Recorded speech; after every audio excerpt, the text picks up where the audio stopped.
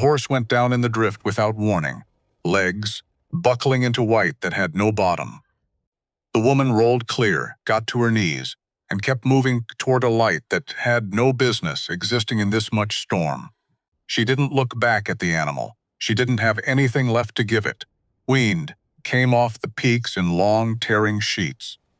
It found every hole in her coat and decided those were invitations. Somewhere behind her, the last mile she'd already paid for was being erased. Ahead, the ranch house sat like a question nobody had ever answered out loud. She reached the porch on legs that had stopped sending reports. Her fist rose, knocked once against oak that had heard 20 other women and sent them all away. The sound was small. The wind ate most of it. She knocked again. Inside, a man who had spent 13 years making sure no one reached him stood at the study window, coffee gone cold in his hand. He listened to the third knock that never came. The storm pressed against the glass, and for the first time in a long time he moved toward the door instead of away from it. The 20th bride left on a Thursday. Nobody planned it that way. Thursdays were supposed to be unremarkable. Feed deliveries, fence checks, the kind of day that starts and ends without asking anything of you. But there she was, Millicent Hargrove, 24 years old, daughter of a railroad man who owned more track than he could remember. She arrived in a carriage painted black and gold, pulled by 4 matched bays that cost more than most men in Garnet Falls earned in 2 years. Her dress was the color of fresh cream. Her gloves were spotless. She left before supper, down the porch steps, into the carriage. Gone before the dust settled, her driver had the look of a man who had done this before, probably because he had. Twice already, for 2 other women who had made the same journey to the same porch and left the same way, crying, always crying, inside the main house. In the study on the 2nd floor, Cole Merritt watched from the window. His coffee had gone cold an hour ago. He hadn't noticed. He stood with one hand braced on the window frame and watched the carriage disappear into the tree line at the bottom of the valley road. No satisfaction, no guilt, no nothing. Just the flat, practiced absence of feeling that had become his entire interior life. He turned back to his desk. The study was a room built for work and nothing else. Maps on every wall. Real maps. Hand-marked with notes in his own angular handwriting. Ledgers stacked in columns that would have meant something to someone who understood his system. Contracts weighted down with river stones he'd picked up years ago because paper clips were never where he needed them. No photographs, no keepsakes, nothing decorative. Nothing that suggested a person lived here rather than operated here, except one thing on the window ledge. A single river stone, smooth and gray, the color of winter water, just sitting there. Like someone had picked it up on a walk once and never put it down anywhere that wasn't within reach. Cole sat down, picked up his pen, found the line he'd been working on before Reed knocked to tell him about the carriage. He finished the sentence, started the next one. Didn't think about Millicent Hargrove, or her spotless gloves, or the way she'd looked at him across the breakfast table, like she was waiting for him to become someone else. He was good at not thinking about things. 13 years of practice. Down in Garnet Falls. The betting had already started. It always did. Floyd Bremer at the hardware store had a ledger, an actual ledger, leather-bound, with columns dedicated entirely to Cole Merritt's refusals. Date of arrival, name, how long she lasted. Cause of departure, if anyone knew, the record was 4 hours and 20 minutes. Set by a banker's daughter from Boston, who made it through breakfast and halfway through lunch before. Cole's silence became something she couldn't explain and couldn't survive. She described it afterward to anyone who would listen as being in a room with a man who had removed all the air. "He's not human," said Vera Holt, wife of the blacksmith, from her usual position near the pickle barrels in the general store. "Something in him died," said old Rufus Kane, who had been working cattle in these mountains since before Montana. Montana was a territory and remembered things other people had forgotten. Nobody asked what. The younger folks in Garnet Falls only knew the legend. Cole Merritt, 36 years old, built like the mountains, had assembled him as a demonstration of what they could do if they put their minds to it, running the largest cattle operation between the Canadian border and the southern ranges. 5,000 acres, 40 hands year-round. Wealthy enough that 20 families would have considered it an honor to be connected to his name. Alone, enough that his own cook sometimes went a full day without hearing his voice. The legend was simple. He was untouchable, not cruel, not violent, just unreachable. Like trying to have a conversation with a well-made fence. Nobody in Garnet Falls knew about Diana Voss. Nobody except Reed. And Reed didn't talk about it. The storm came on a Friday. It didn't arrive politely. Montana storms in November didn't do polite. This one came down from the northern ranges, like something that had been building resentment all season, and finally decided to stop waiting. Reed found Cole in the barn at 4 in the afternoon. "Storm's going to be serious," Reed said. He was 57 years old and built like a man who had survived every kind of weather Montana had ever produced, and found none of it particularly impressive.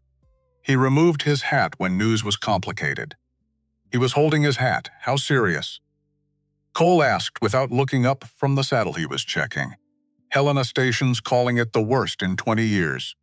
Already dropped 3 feet on the northern range. Winds coming in from the northeast. Move the herd to the lower pastures. Done. Barn roof. The east side reinforced this morning. Feed stores.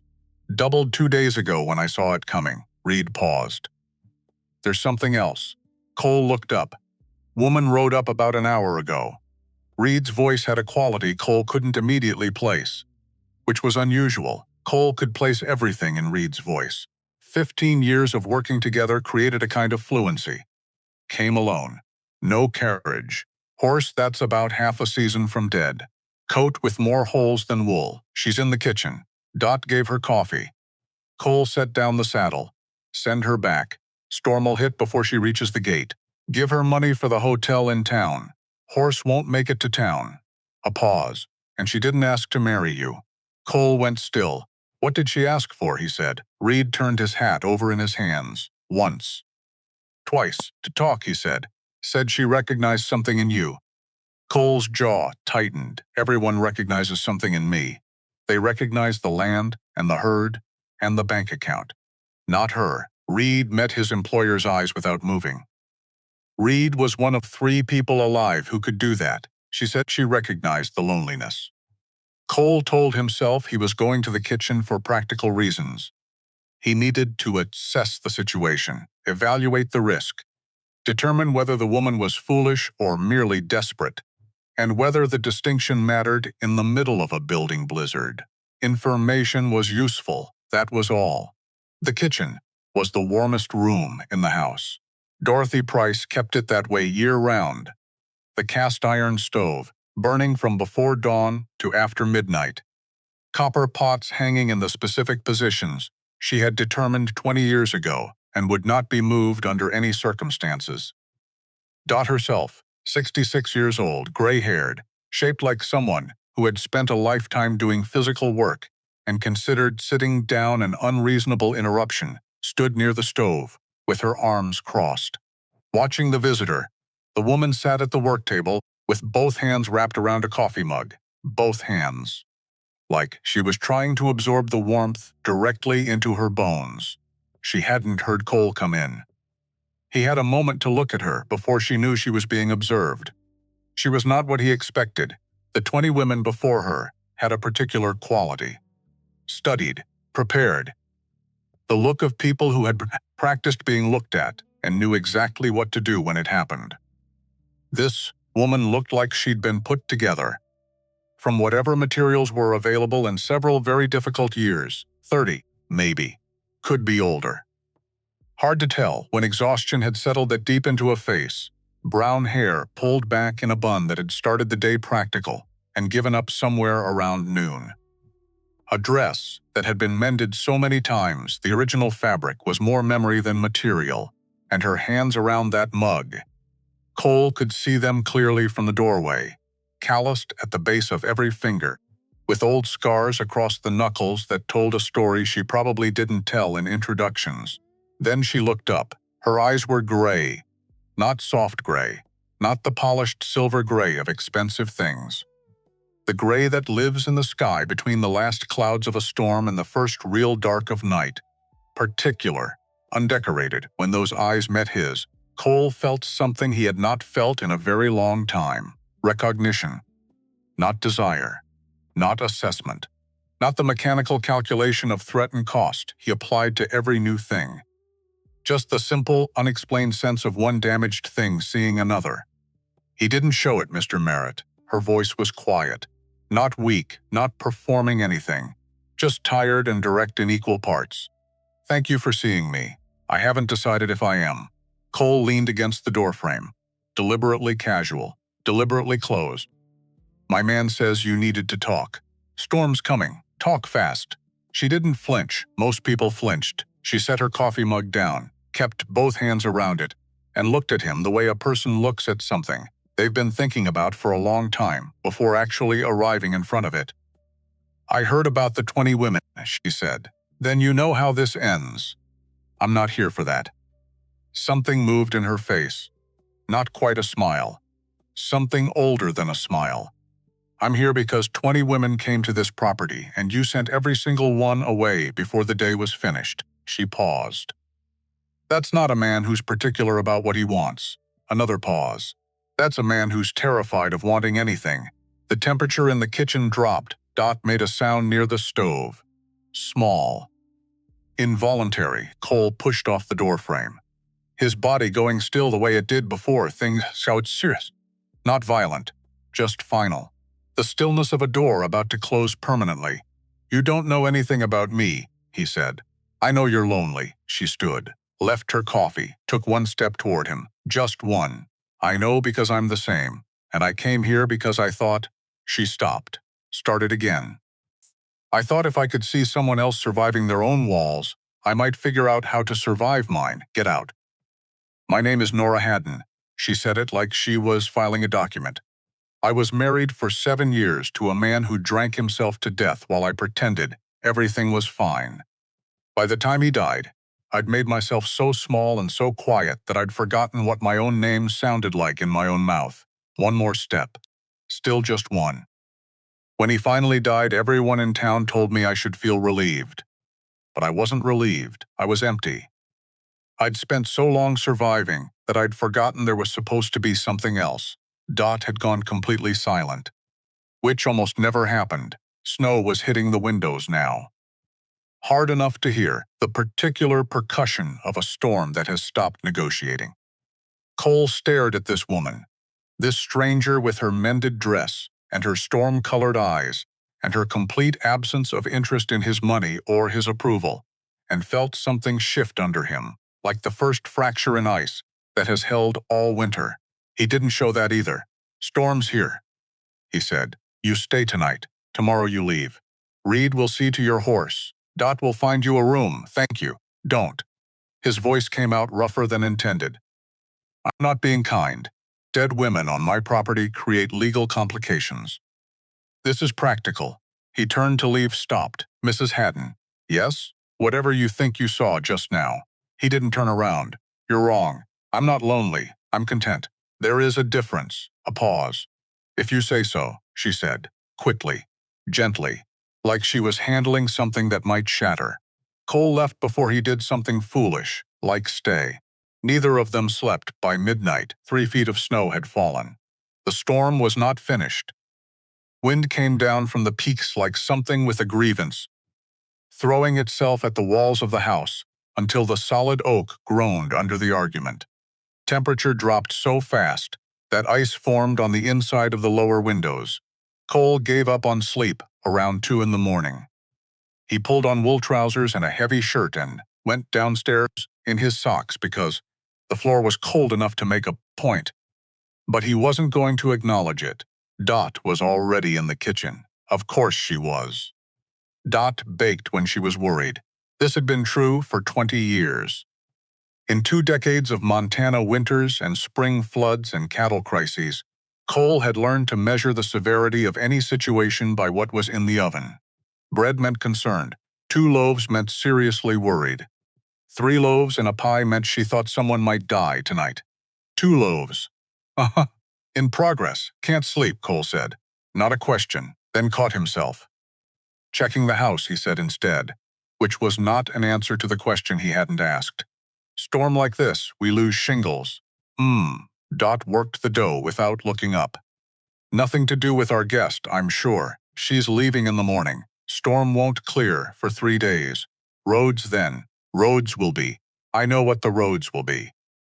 Cole poured himself coffee that was several hours old and stood at the window where snow had now reached the sill. She told me she wasn't here to marry me. I know. She told me too. Everyone says that. Eventually they're always. She's not. Dot shaped the dough with the practiced authority of someone who had made this bread 1,000 times and would make it 1,000 more. She told me about her husband, Thomas. 7 years. She said she spent those years making herself less and less until she could barely remember who she'd been before. A pause. That's not a woman looking for a wealthy man, Cole. That's a woman looking for proof that broken things can still be useful. I'm not a proof of anything. No, Dot's voice softened. But you might be company. Cole said nothing. Outside, the storm disagreed with everything. What saved him from having to respond was a crash from the floor above, something heavy, connecting with something solid, followed by a sound of breaking that was specific and distinct, followed by a woman's voice saying something emphatic that was technically not appropriate for polite company, but was entirely appropriate for the circumstances. Cole took the stairs 2 at a time. Dot was right behind him, which was impressive for a 66-year-old woman with a knee that complained about stairs, but Dot's knees had learned to keep their opinions to themselves in emergencies. The guest room door was open. Nora stood in the middle of the room in a nightgown that had been through considerable history, holding a fireplace, poker in both hands, staring at the window, where a shutter had torn completely free of its hinges and carried most of the window glass with it into the room. Snow was pouring in through the gap. The curtains were horizontal. The candle on the nightstand had surrendered. I tried to catch it, Nora said, slightly breathless, not scared, slightly frustrated with herself, the way a person gets when they've attempted something reasonable and physics has disagreed. The shutter. I heard it coming loose and I thought. She looked at the poker in her hands. This was not helpful. Cole was already moving, stripped the blankets from the bed, stuffed them into the window frame in one motion, bought them 30 seconds of slightly less catastrophic cold while he assessed the actual damage. One shutter gone, window frame intact. Glass cleared mostly into the room rather than outside, which was better. Boards in the equipment shed. Nails in the right pocket of his work coat downstairs. You hurt? He asked. No, Dot. Get her downstairs. I'll board this up. In this, Dot started. Room will be buried by morning if I don't. He was already at the door. Back in 20 minutes, Cole. Gone. Nora stood in her inadequate nightgown, with Dot's shawl appearing around her shoulders from somewhere, and watched the space where a man she had known for approximately 6 hours had just walked into a blizzard to fix a window she had failed to catch. He does this, Dot said, steering her toward the door. Acts like it's a practical problem, like he's fixing a window instead of choosing to help someone. Watch what he does, not what he says. He doesn't want me here, Nora said. Dot made a sound. The sound of someone who knows the truth and is choosing how much of it to give away. If he didn't want you here, she said, he'd have left the blankets and gone back to bed. Come on. Tea. They were halfway through the tea when the front door opened. Cole came in, carrying boards, nails, and approximately half the snowfall of the last 3 hours on his coat and in his hair. His hands had gone the pale color that precedes real damage. His jaw was set in the expression of a man who has decided not to acknowledge anything his body is complaining about. Your hands, Dot said, using the tone she reserved for situations requiring intervention. Later, already heading for the stairs. Arms full, Nora put down her tea. Followed. You don't have to. Dot started behind her. She was already on the stairs. In the guest room, Cole had the blanket plug out of the window and was measuring boards by the light of the candle Nora had thought to bring. Wind was making its position known. Cold had moved from uncomfortable to structural. "What are you doing up here?" he asked without turning. "It's my fault the window's broken." The wind broke the window. I could have caught the shutter. You couldn't have caught the shutter. He positioned a board. Hold this. She held it. He reached for nails and found her holding those too, which he hadn't asked for but accepted without comment. They worked in silence. The kind of silence that forms between people who have discovered they can occupy the same space without it becoming a problem. Their breath misted together in air that had the texture of broken glass. Nora's hands went numb somewhere around the third board. Her feet stopped sending her information, which was probably not ideal. But something happened in that frozen room. Nothing dramatic. Nothing that would have been visible to anyone watching. Just a slight softening. It's the leaf of something that has been held rigid for a very long time. Not in Nora. Not in Cole. In the air between them. "Why didn't you just leave the blankets and do this in the morning?" Nora asked, teeth chattering slightly. She was past caring about that. Blankets wouldn't hold. Room would be destroyed by dawn. "That's not actually an answer to the question I asked." Cole positioned the last board. Drove 3 nails. With the precision of someone who had done this kind of work in the dark and cold many times before. Each strike perfectly placed. Frozen fingers and everything. "I don't leave things broken when I can fix them," he said finally. "That's not generosity. That's just how I operate. Is that what I am? A broken thing that needs fixing?" "No." The word came out quickly.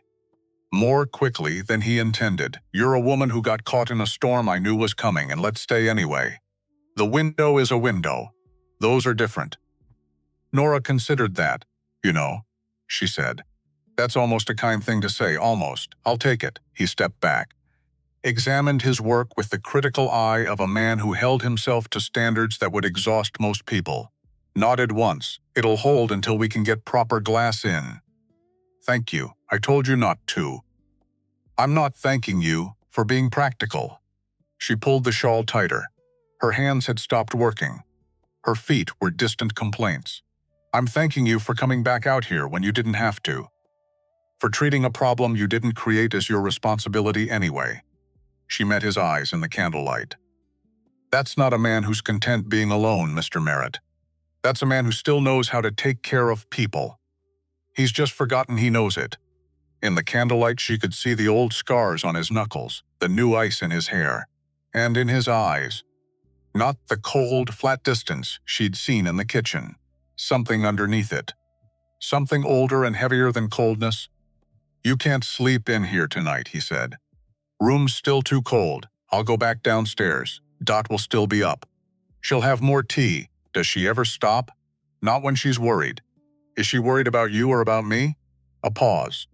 "Both, probably," he said. They stood in that boarded-up, candle-lit, half-frozen room, 2 people covered in sawdust and snowmelt, and the quiet dignity of people who have done something real together. Not quite looking at each other. Not quite not. "Why did you really come here?" Cole asked. Sudden. Quiet. Like the question had been waiting in him, and he'd finally stopped, blocking the door.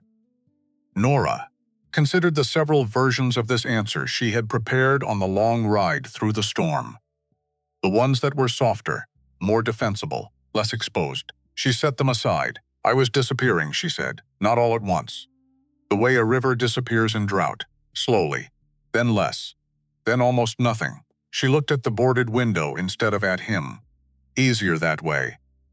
Thomas wasn't a monster, Mr. Merritt. That would have been simpler. He was a frightened man who drank to manage the fright and got mean when the drinking didn't work. Not violent, not often. Not in ways that left marks anyone could see.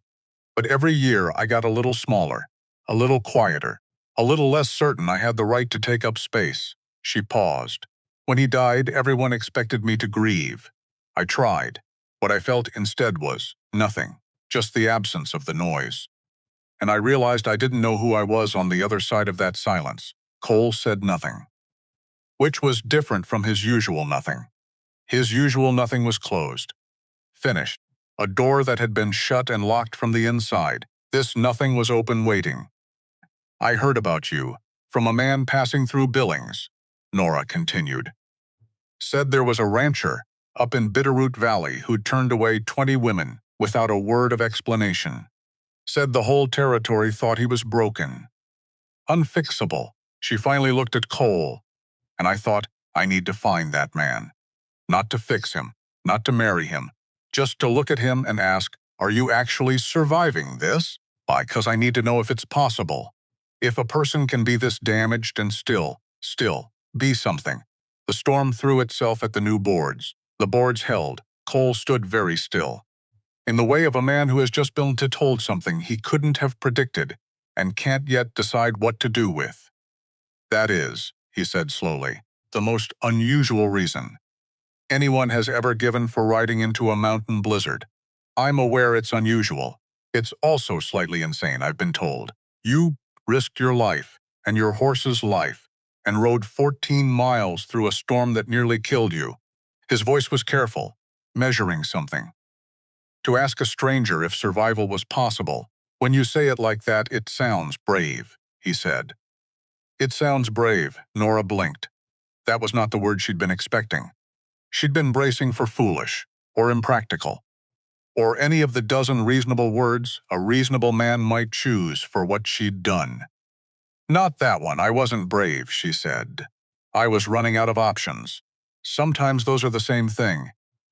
They looked at each other in the cold and the candlelight, and for the first time in 13 years, Cole Merritt's face did something that wasn't calculation or distance, or the careful blankness of a man who had decided feeling things was a luxury he couldn't afford. Something opened, slight, very carefully. The way a locked window opens when the house finally warms. Come on, he said, before we both freeze to death, and Reed has to explain 2 corpses to the county sheriff. They went downstairs together. Dot had produced tea and bread, and an expression of deep satisfaction that suggested she had not been as far from the bottom of the stairs as she'd claimed. Thought you might want something warm, she said. With the tone of a woman who had been entirely uninvolved in everything, Cole accepted tea, wrapped his thawing hands around the mug, stood at the kitchen window where snow had now buried everything below the second rail of the porch fence. Storm won't clear for 3 days, he said. Probably more. Roads will be out a week after that, so I'm staying. Nora said, You're staying, he turned from the window. That's weather, not invitation. Understood, I work. I eat, I sleep, I don't make conversation for the sake of it. I don't explain my decisions. If you need something, ask Dot or Reed, and if I need to ask you something, knock on the study door. Twice, wait for an answer. What if you don't answer? Knock twice again. And if you still don't, I'll answer eventually. He picked up his coffee and moved toward the door. I always do. He left. Nora sat in Dot's kitchen, with her borrowed shawl and her cold hands wrapped around hot tea and the strange, unsteady feeling of a person who has arrived somewhere important, without being entirely certain. It was the place they were looking for. Dot set a plate of bread in front of her, said nothing. Which was. Nora was beginning to understand Dot's way of saying, You're all right, you're safe. Stay. Nora ate the bread. Outside, the storm buried the world in white, and somewhere in the house above them, Cole Merritt sat at his desk and stared at ledgers he couldn't read, and tried to remember the last time a stranger in his kitchen had left him with a question he didn't have the answer to. He couldn't remember, which meant it had probably never happened, which was, he decided, information. He wasn't sure what kind. The storm held for 3 days. On the first morning, Nora woke to a world that had been erased. Snow past the first-floor windows, silence where the wind had been, the pale, particular light of a buried landscape. She lay in the bed in the repaired guest room, with the sound of Dot's kitchen already active downstairs. and made a decision. She was not going to disappear into this house. 7 years of disappearing had been enough. She dressed. She went downstairs. She ate the breakfast Dot had left warming on the stove, alone, without ceremony, because that was apparently how things worked here, and she found she didn't mind. Then she went to find the study, second floor, east side of the house. 2 knocks, silence. She knocked twice again. What? The voice was flat, not hostile.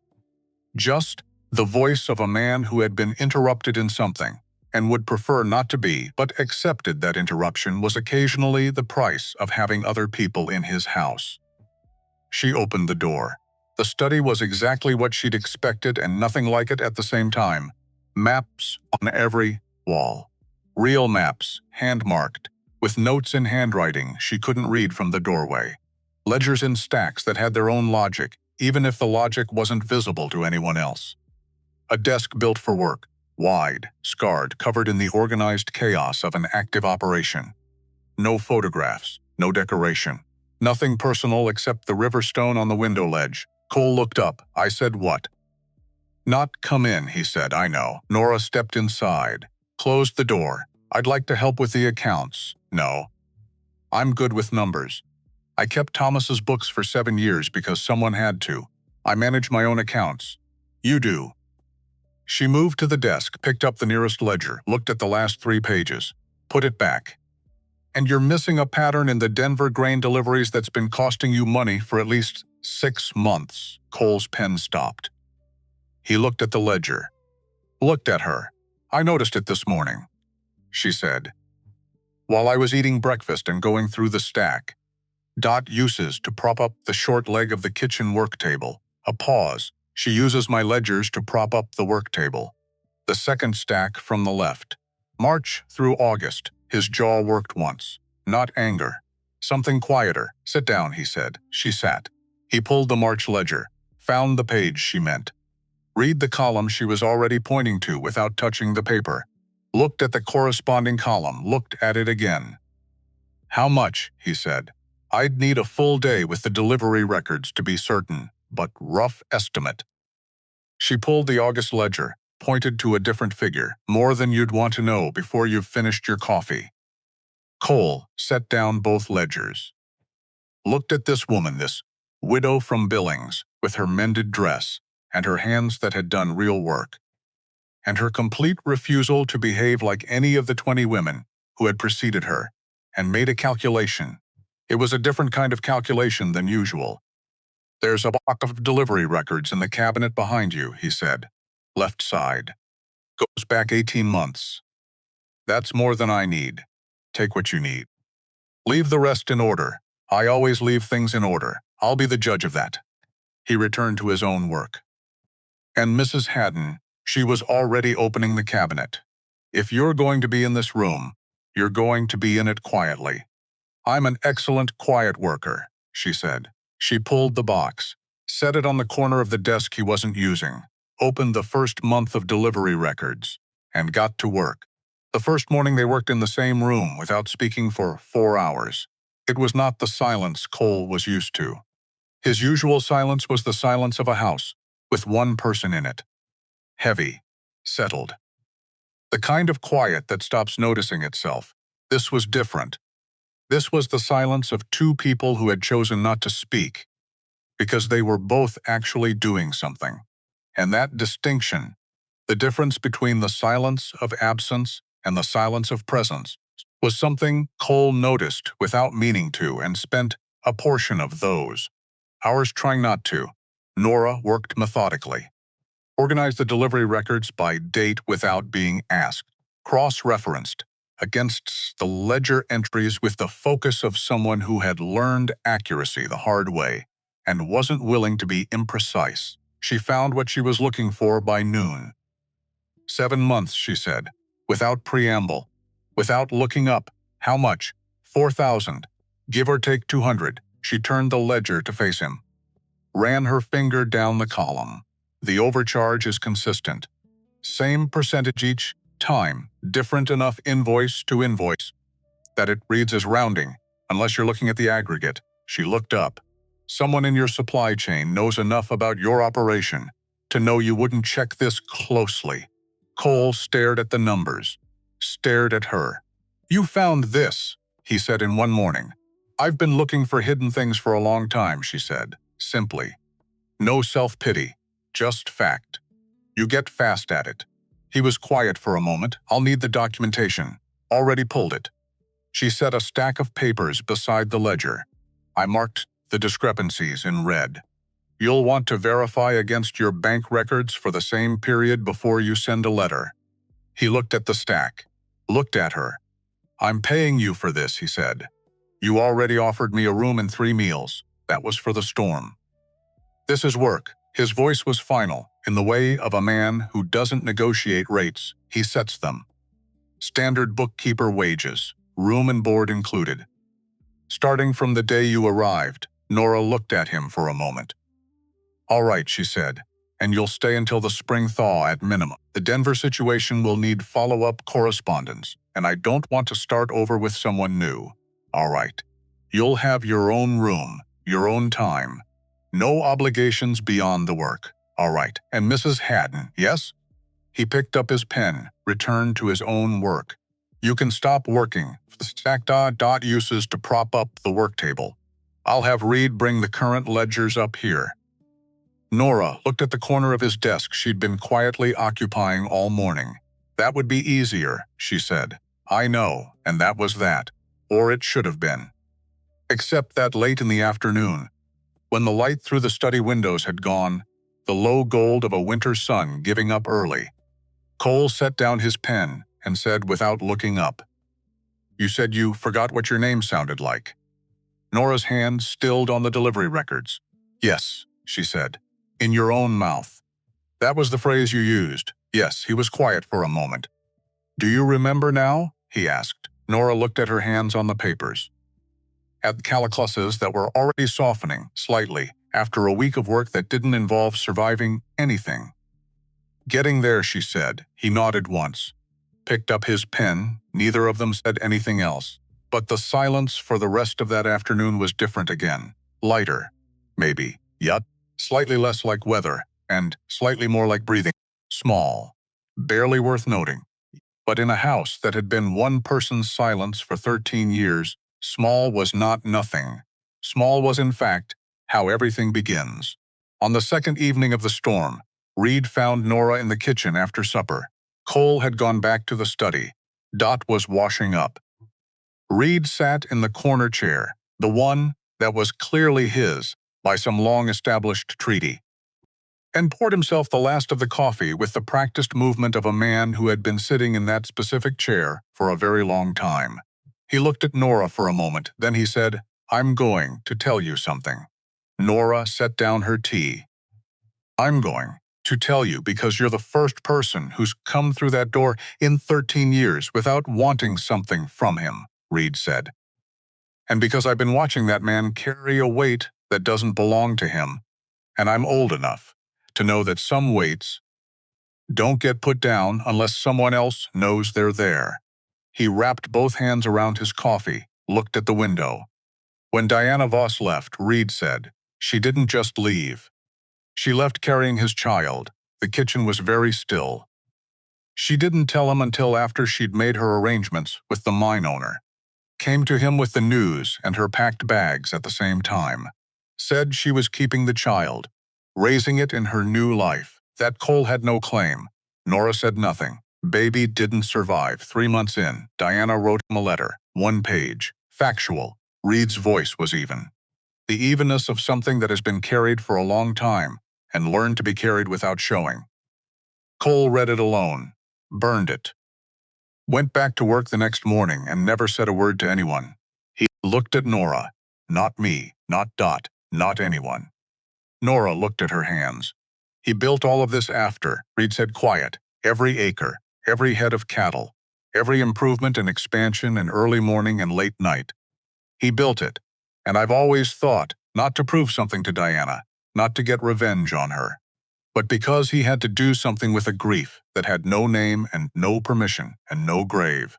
Silence. The wind had died down to something manageable. Outside, snow was still falling, soft now. "Patient, why are you telling me?" Nora asked. Reed picked up his hat from the table, turned it in his hands once. "Because Dot said, you have the kind of eyes that know what to do with a hard truth," he said. "And because I've been watching that man for 15 years, and tonight at supper he asked you a question that wasn't about the accounts." He stood. "That's the first time in 15 years he's asked anyone a question that wasn't about the accounts." He put on his hat. "I'm not asking you to do anything with what I told you," he said. "I'm just asking you to know it. So when you look at him, you're looking at the whole thing. Not just the part he lets people see." He went out. Nora sat in Dot's kitchen in the quiet of a buried world and thought about a man upstairs in a study full of maps and ledgers and one gray river stone on the window ledge. A man who had been carrying a grief for 13 years in a house with no one to share it with, a grief that had no name, a grief that had never been witnessed by a single person who knew what it actually was. She sat with that for a long time. Then she went upstairs to her room and lay in the dark and did something she had not done in a very long time. She let herself feel something without immediately making it smaller. Just felt it. For a man she had known for 4 days, in a storm she had ridden into on a half-dead horse wearing a coat with more holes than wool, looking for proof that broken things could still be something, beginning, very slowly, to wonder if she had found it, or if it had in some unexpected and entirely inconvenient way found her. March came to the Bitterroot Valley the way it always did, badly, without apology. 3 weeks of mud that turned the access roads into something between trail and river. Cold that couldn't decide if it was ending or just resting. The misery of a season that promises spring and keeps lying about it. Nora had been at the Merritt Ranch for nearly 4 months. 4 months of ledgers and delivery records and corset bonds that had been accumulating in what Cole apparently considered a temporary state for going on 2 years. 4 months of breakfast at the kitchen table with Dot. Supper in the main dining room with Cole and Reed, where conversation was functional and occasional and somehow not uncomfortable. 4 months of learning the shape of a man by watching what he did when he thought nobody was watching in Cole Merritt.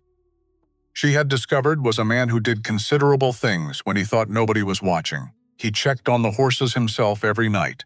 Not Reed's job. Not any of the hands' jobs. His, every night regardless of the hour or the weather. He made a final walk through the barn before he slept. Not inspecting, just checking. The way you check on something you're responsible for and genuinely care about, even when caring, is inconvenient. He paid the hands on the first of every month, without fail. Without the delays that were standard practice on most operations in this size. And if a man had a hard month illness, family trouble, something that cost more than wages, could cover. There was usually an envelope with the pay that nobody discussed and nobody was asked to account for. He remembered things people mentioned once in passing. Reed's knee, Dot's sister in Wyoming, the youngest hand's ambition to eventually run his own spread. Cole never mentioned that he remembered, but he acted on it quietly, consistently, in ways that could always be explained as practical if anyone looked too closely, which meant he'd been hiding his own kindness for years from everyone, including himself. Nora found that more interesting than she wanted to. The Denver situation resolved in early March, 3 letters. Precise, documented. The kind of correspondence that left no room for argument, because every argument had been anticipated and answered before it could be made. Cole signed them. Nora drafted them. The supplier's response arrived 2 weeks later, apologetic, compensatory, and slightly terrified, in the way of people who have been caught doing something they expected to get away with forever. $4,230, restored in full. Cole read the bank confirmation at his desk without expression. Set it down. Went back to the breeding records he'd been reviewing. "You're welcome," Nora said. From her corner, "I didn't say anything. I know." She didn't look up from the correspondence she was organizing. You were thinking it very loudly. A pause. And then, so brief she almost missed it. The corner of his mouth did something small, not a smile. The outline of where a smile might eventually be, if it ever decided to show up. She filed that away. Alongside everything else, she was pretending not to notice. The calving crisis came on a Tuesday night in late March, no warning. There never was. Nora woke to raised voices in the yard below her window. The urgency of men who are not panicking, but who are moving very fast and not explaining themselves. She was dressed and at the top of the stairs. Before she'd finished deciding to be, Dot met her in the hallway. Storm's back, Dot said. Clipped, efficient. Early herd moved to the lower pastures, but the reserve feeds in the south barn. Half a mile. Drifts from last week haven't cleared. Cole and Reed are going through that? That's what I said.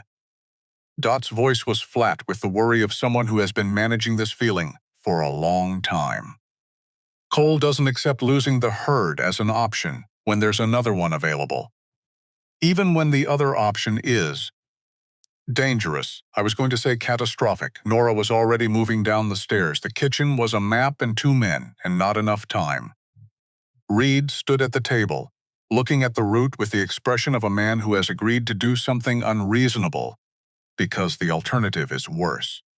Cole stood across from him in his heaviest coat, rope already in hand, studying the same route with the expression of a man who has already decided and is only reviewing to confirm he hasn't missed anything. Visibility's 10 feet, Reed said. Wind chills running -25. We go out there in the dark. We go out there now. Or we go out there in the morning and explain to 40 hands why we have no herd. Cole traced the route on the map. Eastern Ridge. Partially sheltered. We rope together. Low and slow. Reed breaks trail. I handle the load management at the barn. That's 2 people doing 3 people's work. We've done it before. We've done it in better conditions before. You need 3 people, Nora said. Both men looked at her. She was standing in the doorway in her heaviest dress, with her work coat already on, which she had put on while coming down the stairs, because she had already made the calculation before either of them could make it for her. One breaks trail, she said. One manages the load. One watches conditions and keeps the rope tight when visibility drops. That's basic protocol for blizzard work. She met Cole's eyes. I grew up in Dakota Territory. I know cold. You'll slow us down, Cole said. I'll keep you alive when you can't see each other. That's different from slowing you down. Reed made the sound of a man trying not to take a position, while simultaneously having a very strong position. Cole looked at Nora. The particular look he had. The one where he was adding things up. Can you follow an order without arguing about it? He said. Can you give one without making it insulting? She said. A pause. No promises, he said. Then we're even. Reed picked up his rope and said something under his breath that was probably not complimentary about either of them. 20 minutes later, rope around her waist, connected to Cole in the middle, and Reed at the front. Nora stepped out into the blizzard and immediately understood why Reed had used the word catastrophic. The cold hit like something physical, not temperature. Weight, the pressing weight of air that has decided to be hostile and has the resources to follow through. Wind that didn't gust. It just was constant and mean, driving snow horizontal until the air itself became a wall of white that didn't have any inside to it. She could see Reed sometimes, when the wind shifted for 2 seconds and the snow gave ground. She could see Cole 2 feet ahead of her, always. She kept her eyes on his back, and she kept moving. The rope was cold through her gloves. Her face had gone past pain, into the numbness that comes after. Each step required a decision. Test the surface. Transfer weight. Confirm footing. Move. Repeat. Do not think about anything except the next step. So she didn't. She thought about the step, and then the next one, and then the one after that, until the south barn materialized out of the white like something from a story. Dark, solid, real. and they fell through its frozen door with the collective relief of people who had stopped being certain they were going to make it. Inside, the smell of old hay and dry wood and the stored warmth of a building that had been closed against the weather. Not warm, but not the storm either, which was enough. Nora dropped against the wall and let her legs shake for exactly 30 seconds. Then she stood up. Cole was already at the feed stores. Of course he was. 30 minutes before we need to head back, he said. His voice was rough from the cold, but his hands were already moving, efficient, assessing the inventory. Reed, you and I handle the heavy bales. Nora, I'll take whatever you need me to carry. Lighter loads, I can. I know you can, he said it differently than she expected. Not dismissive, not patronizing. Something that was actually consideration. Your ankle's been bothering you since last week. I don't want you compensating in the snow and going down. She looked at him. He looked back. You think I didn't notice, he said. I thought I was being subtle. You were. I was paying attention. Reed, dragging a hay bale, made the sound of a man who would prefer not to be aware of the things he was currently aware of. Nora took the lighter loads, and she worked. They loaded in silence. Fast. The efficient silence of people who have discovered they can function together without narrating it. 20 minutes to fill the bundles Cole had designed, drag loads, smart engineering, manageable through snow, and they were ready. Reedy was a relative term, because outside the storm had found new arguments. Nora stood in the barn door and looked at the wall of white between them and the ranch house and thought, we have to go back through that. Ready? Reed said. No, she said honestly. Good. He tied the rope to his end. Honest is faster. Cole checked the drag lines, checked the rope connections, looked at Nora with the attention she'd come to recognize as his version of asking if she was all right, without using those words. She nodded. He nodded back. They went. The return was worse. Tired now. Loaded. The storm finding every gap in every layer. Nora kept her eyes on Cole's back, kept her rope tension even, kept moving, because stopping was the only option that wasn't available. Halfway back, maybe. Time had stopped meaning anything. There was only white and cold, and the weight of what she was carrying, and the rope in her hands. Her left foot went through a snow-covered hollow she hadn't seen. She went down, hard. Left ankle, the same one that had been complaining for a week. It said something very specific on the way down that was not ambiguous about how it felt about this. The rope snapped taut. Both men stopped. Cole was beside her before she'd finished processing what had happened. One hand on her shoulder, the other finding the rope to check it. What happened? Not a question. An assessment went through. Ankle. She was already trying to stand. The ankle disagreed loudly. I'm fine. Can you walk? Yes, that's not. I can walk. She got to her feet. The ankle sent a protest up her entire left side. See? Cole watched her take one step. That's a functional lie, he said. It's the only kind I have left right now. He looked at her for one more second. Then, Reed. Front, position. Take both drag lines, Cole. Nora started. He had already moved beside her, not behind. Beside. Shifted his weight into a position that said clearly, and without discussion, lean. I'm not. I know you're not. He said it quietly. For her only. Lean anyway. She leaned, and they moved. It should have been slower. It wasn't. There was something in the way they adjusted to each other. His steadiness, absorbing her uneven gait, her rhythm adapting to his without being told to. That made the last half-mile less like burden and more like something else. Like two people who had been learning the shape of each other for 4 months and had finally found a situation where that learning had somewhere to go. The ranch house appeared, real, solid, lit windows in the white dark. Then Dot's voice from the door, and Reed was there, and Cole was helping Nora inside, and then she was in Dot's kitchen in a chair she didn't remember reaching, and someone was pulling off her boot, and Dot was pressing things and asking sharp questions, and Cole was somewhere behind her checking the drag loads, because he was Cole, and the work didn't pause for things like being alive. Sprained, Dot announced, not broken. You're lucky. I made a poor decision, Nora said. You made the same decision he would have made. Dot began wrapping the ankle with the efficiency of someone who has done this before. Difference is nobody would call his a poor decision. Cole came in from securing the loads. He looked at the ankle, looked at Nora's face, looked at the ankle again. You should have told me how bad it was, he said. We would have stopped, yes. And then what? Waited out in the dark in -20 with the drag loads? We would have managed, we managed anyway. She met his eyes. The herd has feed. Reed still has both hands. You still have full use of your shoulder. I have a sprained ankle, which I had before we left. A pause. The math works. Cole's jaw tightened.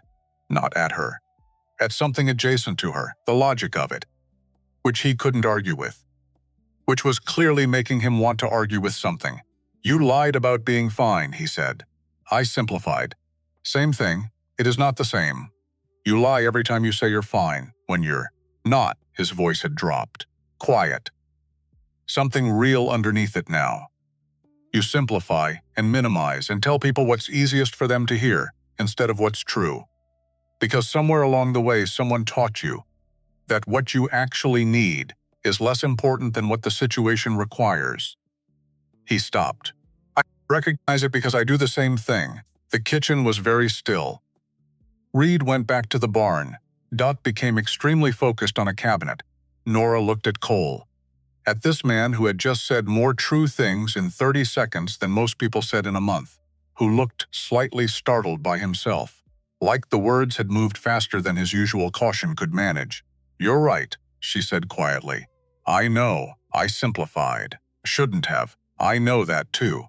He pulled a chair, sat down across from her, close enough that she could see the wind burn on his face, and the exhaustion around his eyes, and the fact that he was still holding his hat. He was holding his hat. Thank you, she said, for not leaving me out there. I don't leave things broken when you can fix them. She looked at him steadily. I know. I'm starting to understand how you work, Cole Merritt.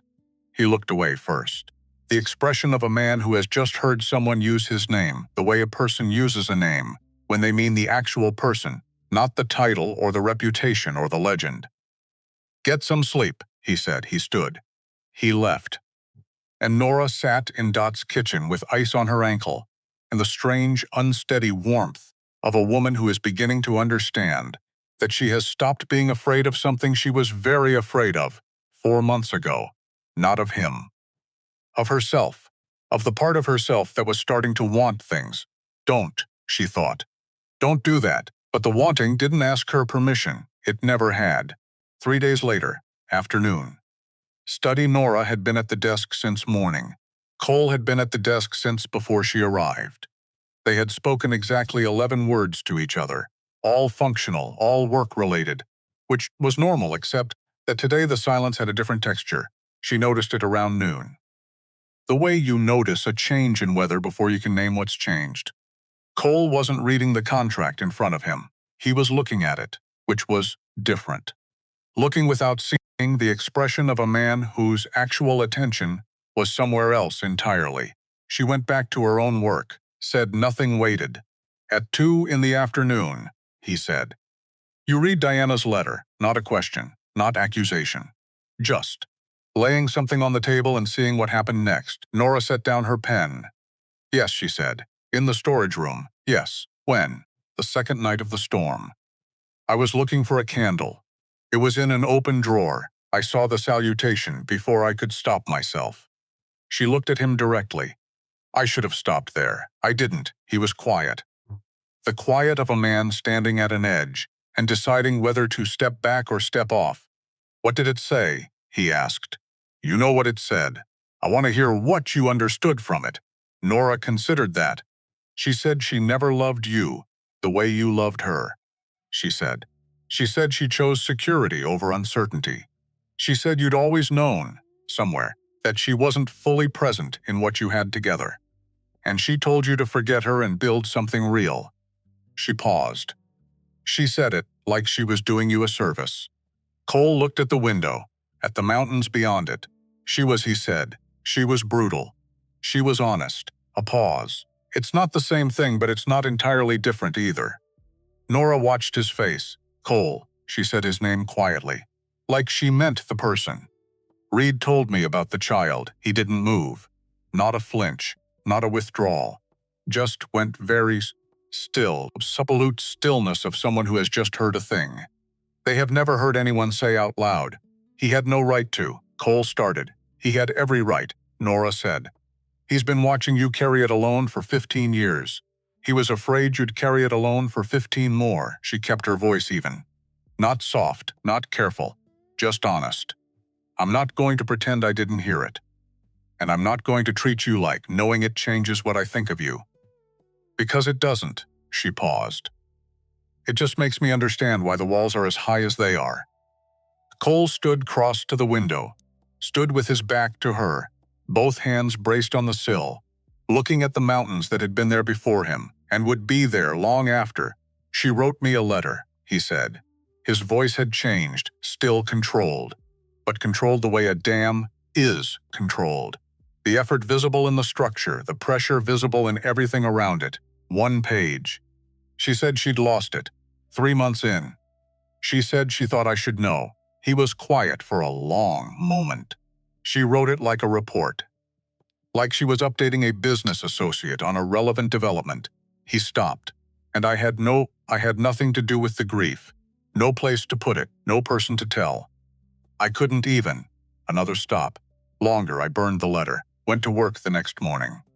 And I decided that the only thing that had ever been real was the land, the animals, the work. Because those things didn't make promises, Nora sat very still. The afternoon light moved across the desk between them. I'm sorry, she said. Not I'm sorry for your loss. Not the stock phrase. Just, I'm sorry. The way a person says it when they mean the actual thing. Cole turned, and she saw it. Not the controlled flat distance she'd spent 4 months watching. Not the careful management of every expression. His eyes were wet, not crying, not quite, but the absolute border of it. The look of a man who has been holding something for so long that being seen holding it is almost more than he can manage. Nobody knew, he said. I know, I couldn't. He stopped. There was nobody to. Another stop. I know, she said again.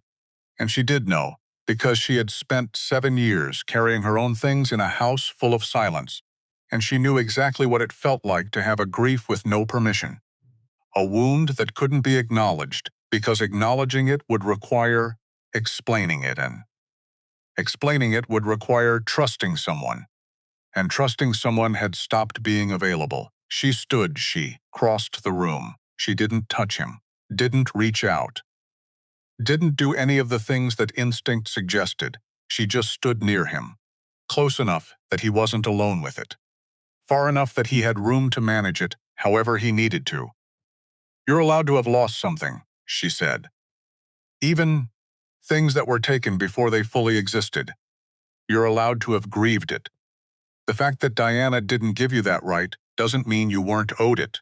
Cole looked at the window. His jaw worked once, twice, and then, quietly, without ceremony, without anything dramatic, he sat down on the edge of the window seat and put his face in his hands, not collapsing, not breaking, just setting something down, finally, after 15 years of carrying it standing up. Nora sat on the chair beside him, said nothing. The mountains outside were the same as they'd always been, but the study felt different. Like something had opened in it that had been closed for a very long time. They sat there until the light changed. Until Cole lifted his head and looked at his hands, and then at her with the expression of a man who has surprised himself completely and isn't sure yet how to categorize the experience. You're still here, he said. Where would I go? Most people. He stopped. I'm not most people, she said. You knew that when you let me stay. He looked at her for a long moment. Thank you, he said. Don't. She stood, smoothed her dress, reached for her pen. That's what you say when someone does you a favor. This wasn't a favor. She sat back down at her corner of the desk. This was just 2 people in a room together, which is what it's been for 4 months. Only today it was about something real. He watched her go back to work. Then, He went back to his own. They didn't speak again for the rest of the afternoon. But the silence now was something new. The silence of two people who have handed each other something heavy and found that the other person held it without dropping it. Which is, it turns out, one of the rarest things in the world. The fight about the filing cabinets happened 2 weeks later. It started as these things always do, with something that wasn't actually the problem. Cole had been out since early morning checking the eastern fence line. Nora had been in the study since 7. She had finished the March correspondence by 9, the April ledgers by 11. And then, because she was good at seeing disorder and genetically incapable of leaving it unaddressed, she had turned her attention to the filing cabinet system, which was not a system. It was a geographical arrangement. Things Cole remembered were in the places Cole had put them, which made sense to Cole and to nobody else on the property. Dot had a theory that Reed knew where some of it was, but Reed denied this. By the time Cole came in at 3 in the afternoon, Nora had implemented a logical alphabetical system, labels, consistent formatting, colored tabs for the different categories of documentation. It was, objectively, significantly better. Cole stood in the doorway, looked at the cabinets, looked at Nora, looked at the cabinets again. "Where," he said, very quietly, "is the Barlow contract?" "B for Barlow," Nora said, "3rd drawer. Left cabinet." It was on the right side the top of the second stack. The second stack was on the floor next to the window. I know where the second stack was. Then you know it was also functioning as a doorstop. It was not functioning as a... He stopped. "Where is the McPherson correspondence?" M. 2nd drawer. Right cabinet. It was in the brown folder on the window seat. The brown folder was also holding 3 receipts from 1879 and what appears to be a seed catalog. Those are organized. They were in a brown folder on the window seat. That is a system. That is a location. There's a difference. Cole walked into the room, all the way in, slowly. The walk of a man managing something very carefully. "I knew where everything was," he said. "You knew where you'd put things. That's not the same as a functional filing system. What happens when you need Reed to find something? What happens when I find it myself? You find it yourself because nobody else can find it in your system." She turned to face him. "Which means you've built a situation where you're the only person who can locate anything in this office. Which means you can never fully delegate. Which means you're always the single point of failure for your own operation." She paused. "That's not efficiency. That's control." The room was very quiet. Reed, passing the door in the hallway, accelerated. "Put it back." Cole said no, just that. No, delivered with the calm of a woman who had been waiting her whole adult life to say no to something and mean it and not take it back. Cole stared at her. "This is my office," he said. "I know that, my ranch." "Yes, I know whose it is." Her voice was level, not angry, not scared. Level in the way of someone who has found the floor under their feet and isn't moving off it. "I reorganized a filing system. I didn't take anything that belongs to you. Everything is still here. Actually findable now, which is more than it was this morning." She met his eyes. "You're not angry about the files. I'm absolutely angry about the... You're angry because I've been in this house for 2 months. And I've made it work better, and you can see it working better. And that means I'm real. I'm not temporary." She let that sit for a moment. "And if I'm real and I'm not temporary, then losing Mimi would actually cost something. And that terrifies you." Cole's hands were at his sides, clenched. "You are making a filing cabinet," he said, "into something it is not. You are making a filing cabinet," she said, "into a reason to start a fight instead of admitting you're scared. Get out of my study." Not loud, not explosive. Quiet, which was worse. Nora left, not because she was afraid, not because she was backing down, because she had learned. 7 years of hard learning that you cannot break through a wall from the outside when the person inside is actively reinforcing it. You have to wait for them to choose the door. She went to the kitchen. Dot was already there. Because Dot was always already there. He's an idiot. Dot said, without turning from the stove. He's scared. Both things can be true. Yes, Nora sat down. Her hands were steady. She noticed that. They hadn't always been steady after a confrontation. I pushed too hard. You told the truth too specifically. Dot turned. There's a difference. Too hard would have been cruel. You were just accurate. Outside, the back door opened and closed. Then nothing. Then Reed's voice, low, from somewhere outside. Then nothing again. Dot looked at the back door, looked at Nora. He does this, Dot said. Goes outside in the cold when something gets too close. It's not elegant. But he always comes back, I know. And when he comes back, I'll be here. Nora said, I'm not going anywhere, because he's frightened. Dot nodded once. The nod of a woman confirming something she suspected was true. Turned back to the stove. Made bread. Outside, in the cold. Cole stood behind the house in the last light of the afternoon with Reed. Beside him, and the mountains doing what they always did. Holding their patience, asking nothing. Offering nothing except the particular comfort of things that will outlast whatever is happening right now. Reed didn't say anything for a long time, which was Reed's particular form of commentary. She reorganized the filing cabinet. Cole said, I know. I watched her do it. She made a filing cabinet into a, he stopped, into what? Into a fight about something else, did she or did you? Reed's voice was even. The evenness of someone who has decided to say the thing. Because from where I stood this morning watching you come in, see the cabinets, and go very quiet, it seemed like you made it into something else. Cole said nothing. Can I tell you something? Reed said. Cole didn't answer, which Reed took as permission. When you hired me, Reed said, I'd just left a spread in Wyoming, where I'd worked for 3 years under a man who was mean when he was drunk, which was most of the time. I stayed because jobs were scarce, and I needed the wage. I told myself it was practical, smart, the safe choice. He looked at the mountains. He came at me with a branding iron one afternoon, and I left that same day. Rode away from the only steady income I had, with no plan and no destination. A pause. Best decision I ever made. Worst part was that I'd spent 3 years lying to myself that staying was wisdom when it was just fear dressed up in reasonable clothes. Cole looked at him. She's not leaving, Reed said. That's what's making this hard. If she were going to leave, you could manage it. You know how to manage that. He met Cole's eyes. What you don't know how to manage is someone who's choosing to stay. Because if she stays, you have to decide what to do with it. And deciding is scarier than losing. The cold had settled into something specific and serious. Neither of them moved. She told me I was terrified, Cole said, finally. You are. She told me that the filing cabinet wasn't actually about the filing cabinet. Was she wrong? A very long pause. No, Cole said. Reed nodded. Once. Decisive. She made the office work better, Reed said. She found $4,000.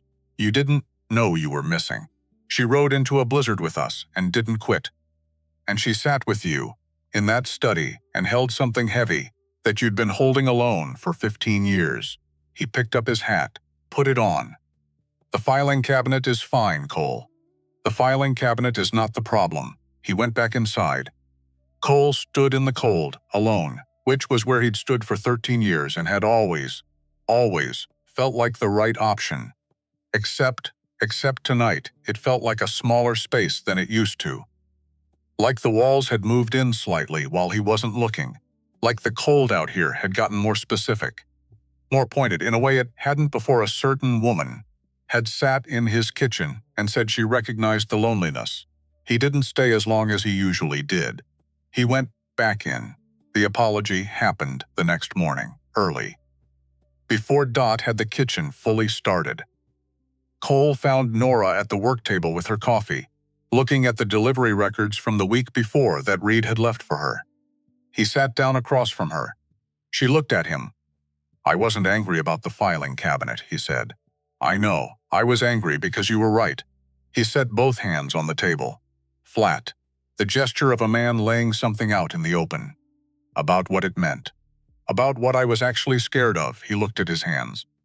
I'm not good at being seen. I'm good at being assessed. People assess the land, the cattle, the operation, the balance sheet, and they make a decision about the value of it. That's manageable, he looked at her. You don't assess, you see, and I don't know what to do with that. Nora set down her coffee. I'm sorry I didn't ask before I reorganized, she said. It's better. The system, he said it like it cost him something. Which it did. I found the McPherson correspondence in under 30 seconds this morning. Miracle of the alphabet, don't push it. I'm not pushing. I'm appreciating.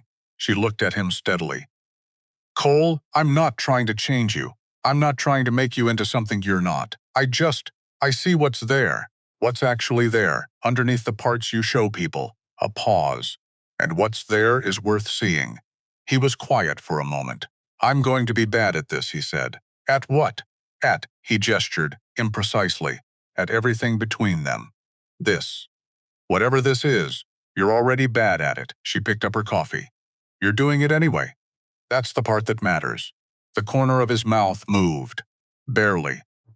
The territory where a smile might eventually build a permanent residence. The spring correspondence needs to go out by Friday, he said. I know. She was already pulling the right stack toward her. I drafted 3 of them yesterday. The Harmon letter needs to be firm but not antagonistic. I know. I've read your previous correspondence with Harmon. She looked up briefly. He responds better to specific documentation than tone. I've already pulled the relevant figures. Cole looked at her for a moment. You're very good at this, he said, I know. She went back to the letter.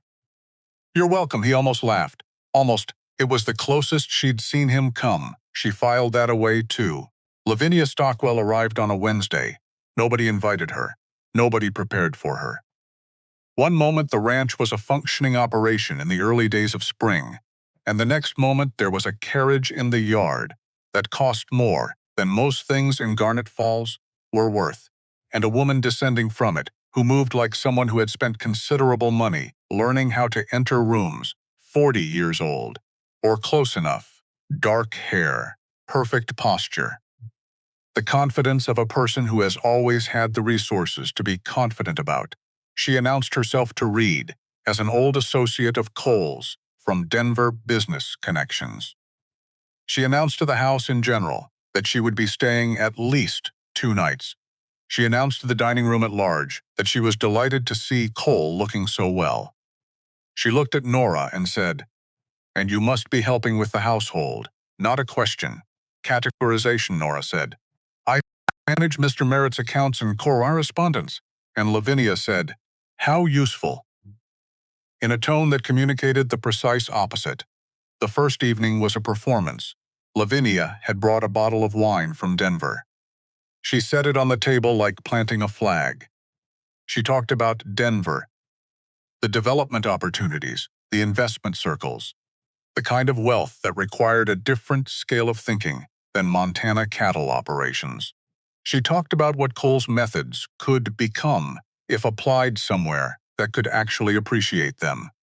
She talked about her husband's development company, about the partnership opportunities, about the life available to a man of Cole's intelligence if he was willing to think beyond the Bitterroot Valley. Cole ate, said very little, watched Nora ate, said nothing, watched Lavinia watch Cole, and understood within the first 20 minutes that Lavinia Stockwell did not primarily want Cole Merritt for her husband's business interests. She wanted him for a much older reason than that. The business was just the language she'd chosen, you know, Lavinia said, turning to Nora with a smile that was like the sun going behind a cloud. Technically similar to warmth, but not actually providing any. It must be quite something. Working here. So, isolated, I find it very productive, Nora said. I imagine. Lavinia's eyes did a small, precise inventory of Nora's dress, her hands, her hair, and cataloged the results. It must be so different from what you're accustomed to. Significantly, Nora agreed. Better. Lavinia's smile didn't change, which took effort. Cole set down his fork. Nora handles my financial operations, he said. His voice was even. Specific. She recovered $4,000 in supplier fraud this winter that 3 previous accountants missed. She manages all correspondence for the Denver distribution agreements, the bank relations, and the supply negotiations. He looked at Lavinia directly. I'd appreciate it if you'd adjust your approach accordingly. Lavinia adjusted outwardly, but Nora caught the moment, brief, controlled, quickly managed, when something shifted in those polished eyes. Recalculation. The kind that happens when a plan encounters an unexpected variable. After supper, Nora found Dot in the kitchen. She wants him, Nora said. Not asking, she's wanted him for years. Dot dried a pot with the efficiency of someone who is not going to dignify this with drama. She and her husband used to visit when Cole first started making real money. The husband wanted the land management expertise. Lavinia wanted, she stopped, put down the pot, picked up another. The husband is still alive, which makes it complicated. But women like Lavinia Stockwell plan ahead. She's trying to get him to Denver. She's trying to get him away from here. Dot looked at her. Away from this. Away from whatever's been building since November. She paused. She saw it the moment she walked in the door. You can always tell when someone's arrived somewhere, settled into something. It shows what shows. He smiled at supper. Dot said it simply. Not much. Just at something you said about the Harmon correspondence. But Cole Merritt smiled at the supper table. And Lavinia Stockwell saw it. And now she's calculating. Nora was quiet. I'm not. She stopped. He and I haven't. I know what you haven't done.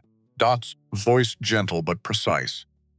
I also know what you have. 4 months of real, of honest, of 2 people choosing not to pretend. She turned. That's worth more than Lavinia's entire plan. The problem is, you know it, and Cole knows it, and Lavinia knows it too. She went back to the pot. Which is why tomorrow is going to be unpleasant. Tomorrow was unpleasant.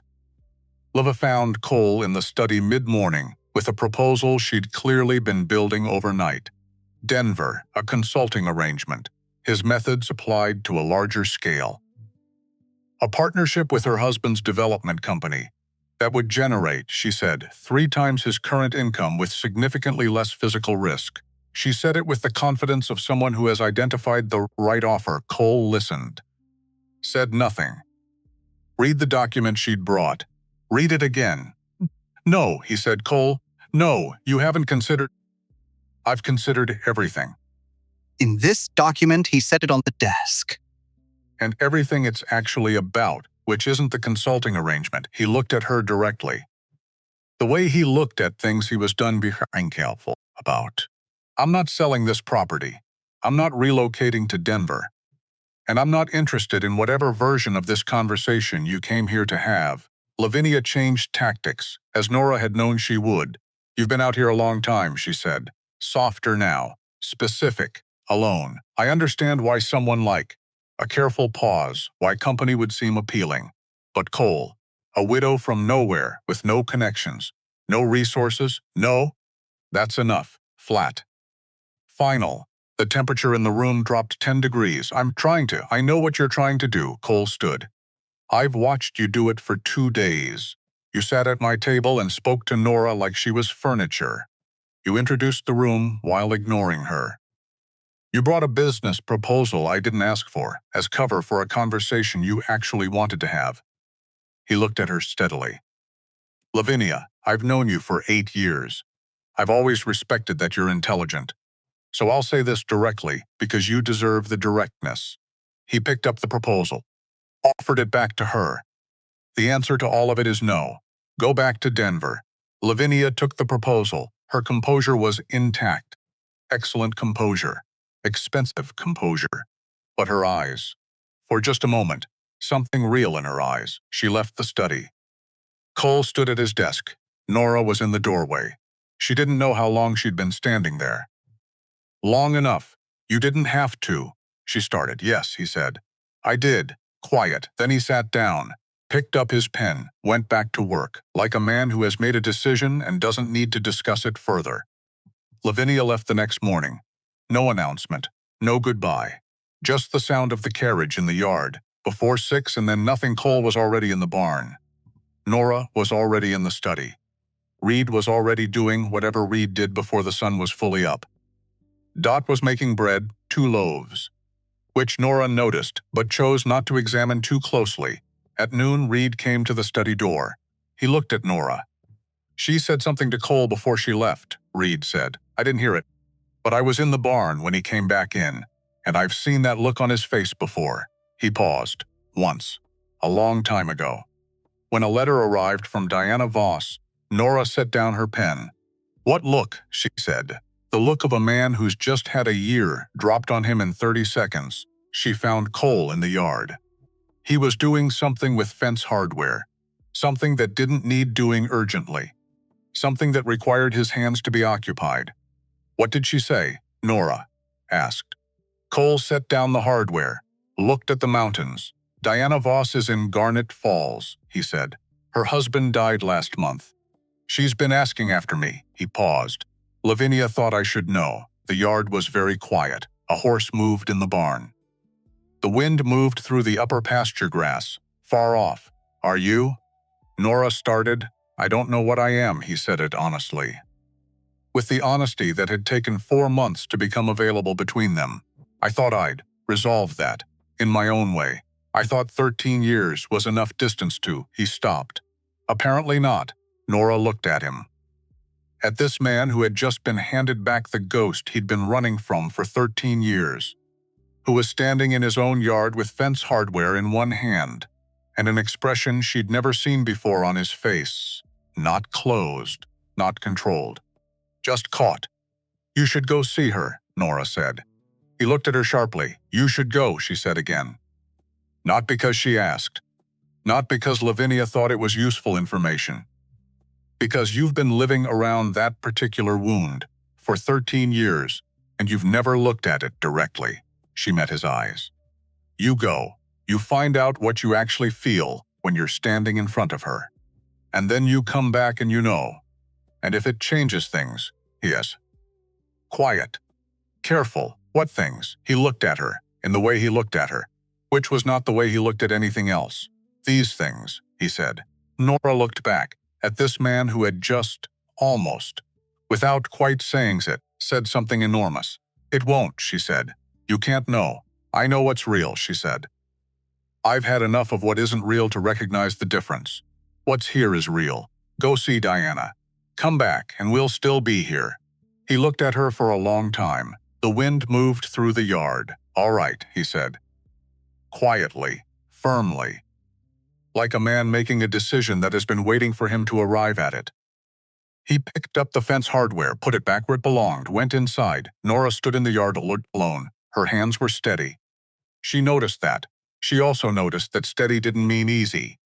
Steady just meant she'd decided, and deciding she'd learned was the first thing. Everything else came after. She went back inside. Back to the study. Back to the correspondence that needed to go out by Friday. She picked up the pen, started the first letter. The handwriting was steady, close enough. Cole left for Garnet Falls on a Thursday morning, early, before full light. Before the ranch had fully committed to being awake.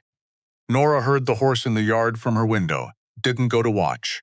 Didn't stand at the glass doing the thing women in stories do when men ride away. She went downstairs. Malafide Coffee sat at the kitchen table with the April correspondence and worked. Because that was what she did now. That was who she was here. Not a woman waiting. A woman working, a woman who had arrived with nothing and built something real in the months since. And waiting was something she'd spent 7 years perfecting with Thomas, and she was done perfecting it. Dot came in at 6, looked at the coffee already made, looked at Nora already working, said nothing, made bread 1 loaf, just the regular kind, which, Nora had learned, meant Dot thought things were going to be all right. And Dot had been right about most things so far. She turned the page on the correspondence. Garnet Falls was 14 miles, 2 hours out, 2 hours back. Whatever happened in between, Cole wrote it at a pace that wasn't rushing and wasn't stalling, just moving. The way he moved through most things, deliberately, without the performance of certainty, with the actual work of putting one foot in front of the other until you arrived somewhere. The town materialized the way small Montana towns always did. Gradually, a building, then two. Then the smell of a working settlement, horses, coal smoke, coffee, the combination of ambition and practicality that characterized a place where people had come to do something and stayed to become something. The hotel was on the main street, 3 stories, decent construction. The kind of place a woman with Diana Voss's standards would choose as the best available option while making it clear the best available option was not good enough. Cole tied his horse. Stood side for exactly as long as it took him to decide that standing outside was not useful. Went in. She was in the parlor off the lobby. Of course she was. Diana Voss had always known how to be in the right room at the right moment. Had always had the instinct for position that came from spending a lifetime calculating it. 36 years old now, same as him. She wore it differently. Where the years had been carved into coal by weather and work, Diana's years had been shaped by a life that had given her most of what she wanted and apparently discovered that most of what she wanted wasn't enough. She was still beautiful. Cole noted it the way he noted most facts. Accurate information. Filed. Not particularly useful. Cole, she stood. Diana, he sat across from her, not because she gestured to the chair, because it was where he was going to sit. She looked at him for a moment. You look well, she said. So do you. I'm not sure that's true. A pause. Honest. Which surprised him. I'm not sure I've looked well in quite some time. He waited, because Diana had always arrived at things by her own route, in her own time, and the only way to get there was to let her travel it. I'm sorry it took me this long. To say this, she started. Don't apologize for the timing, Cole. Say what you came to say. We can argue about whether you should have said it sooner after. Something moved in her face. Almost amusement. Almost like something she recognized. You've changed, she said. People do. Not always. She looked at her hands in her lap. The hands of a woman who had spent 16 years not doing the kind of work that left marks. Most people just calcify. Get harder. More certain they were right. Were you right? The question landed between them. Flat. Specific. No accusation in it. Just the question. Diana was quiet for a long moment. About some things, she said finally. I was right that I would have been unhappy in the life we were building. I was right that I wanted something different. I was right that staying would have been dishonest to both of us. She looked up. I was wrong about how I left. About the letter. She stopped. Cole waited. I was wrong, she said quietly. About not telling you everything. The parlor was very still. Outside on the main street of Garnet Falls. The ordinary sounds of an ordinary morning. Horses. Someone arguing about a delivery. The distant clang of the smithy starting its day. In here, nothing. I knew I was with child before I made my decision, Diana said. Cole didn't move. I told myself it didn't change anything. That I'd made the right choice, regardless. That the practical considerations were the same whether I told you first or told you after. She looked at her hands again. But the truth is, I didn't tell you because if I told you, you would have asked me to stay. And if you'd asked me to stay, I don't know. A pause. I don't know if I would have been strong enough to leave anyway. She looked up. Her eyes were wet. So I took the choice away from both of us, she said. I made the decision for us without giving you a voice in it. And I told myself that was kindness. Another pause. It wasn't kindness. It was fear. Cole sat very still. The way he sat when something was happening that he couldn't manage by moving. And when I lost it, Diana continued, I wrote you that letter. She stopped. Her voice had changed. Lower. Rougher. The voice of someone touching something they haven't touched in a very long time. I wrote you that letter because I thought you should know. But I wrote it the way I wrote it because I didn't know how to. She stopped again. I didn't know how to put my grief in the letter without admitting that I'd made choices that deserved grief. So I made it factual and sent it. And told myself that was the decent thing. The silence stretched. Cole looked at the window. At the ordinary street outside, at the ordinary people moving through an ordinary Thursday. He thought about a 23-year-old man reading a one-page letter alone in a study full of maps. Burning it, going to work the next morning, for 13 years. You were scared, he said finally. Terrified, she said. Of what? Of everything, she exhaled. Of being poor, of struggling, of becoming my mother, who struggled her whole life and died struggling. Of loving someone whose future was uncertain, and finding out the love wasn't enough to make uncertain into enough. She met his eyes. I chose security, and I was mostly right that it was what I needed. The life I've had has been comfortable, safe, a pause, empty in ways I didn't anticipate, but safe. And now Marcus is gone, and I'm back in a town I swore I'd left forever, sitting in a hotel parlor that smells like old wood and asking you to. She stopped. I don't know what I'm asking you for. Yes, you do. She looked at him. I came back, she said, not because I thought you'd be waiting. Because I didn't know where else to. She stopped that too. Because I needed to know if the person I left had survived. Cole looked at her for a long moment. This woman, who had been the axis of 13 years of walls, who had taught him, inadvertently, that love was something people used against you, who had written him a one-page letter about the child they'd lost, and expected him to receive it as information, who was sitting across from him now, older, honestly unhappy, genuinely sorry, in the way that people are genuinely sorry when it's too late to change anything. He felt he took inventory. He felt tired, a specific, settled tiredness that was not exhaustion and not bitterness. The tiredness of something that has finally arrived where it was going. I survived, he said. I can see that. Better than survived, he held her gaze. There's someone at my ranch. She rode up in November in a coat with more holes than wool, asking a question nobody'd ever asked me before. And he stopped. Started differently. She's real, Diana.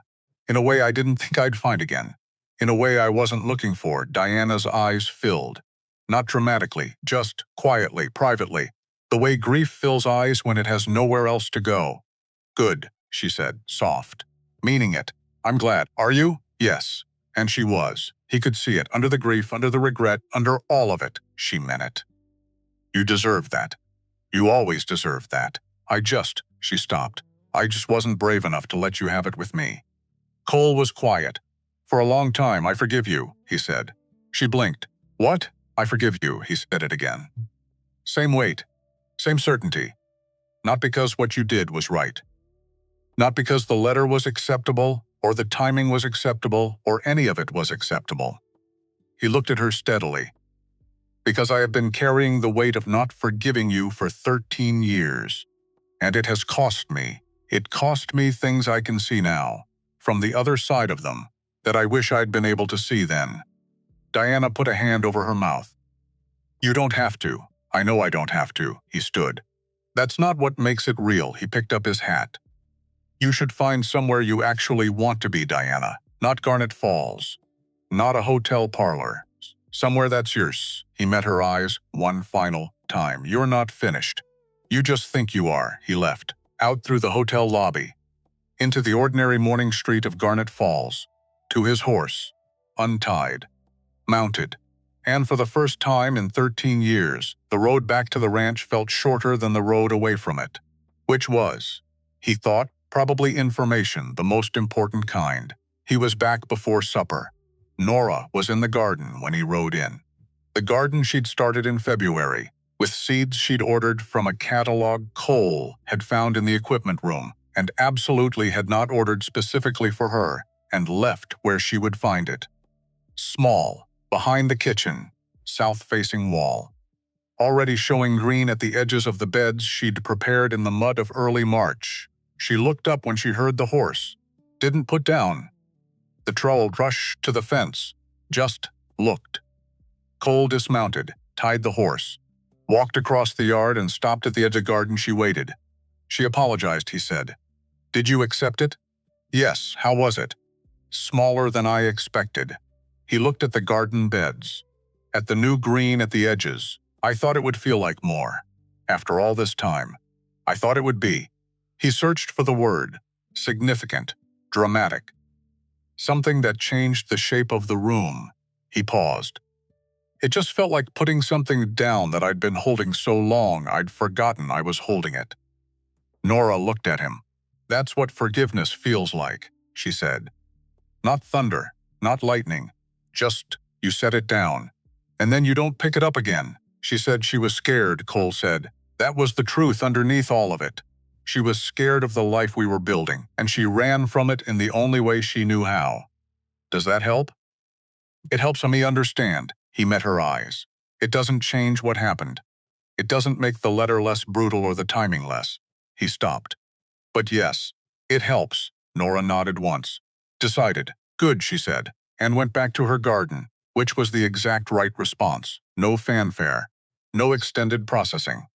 No requirement that he perform the resolution for her. Just good. And then, life continues. He went to help Reed with the evening check on the herd.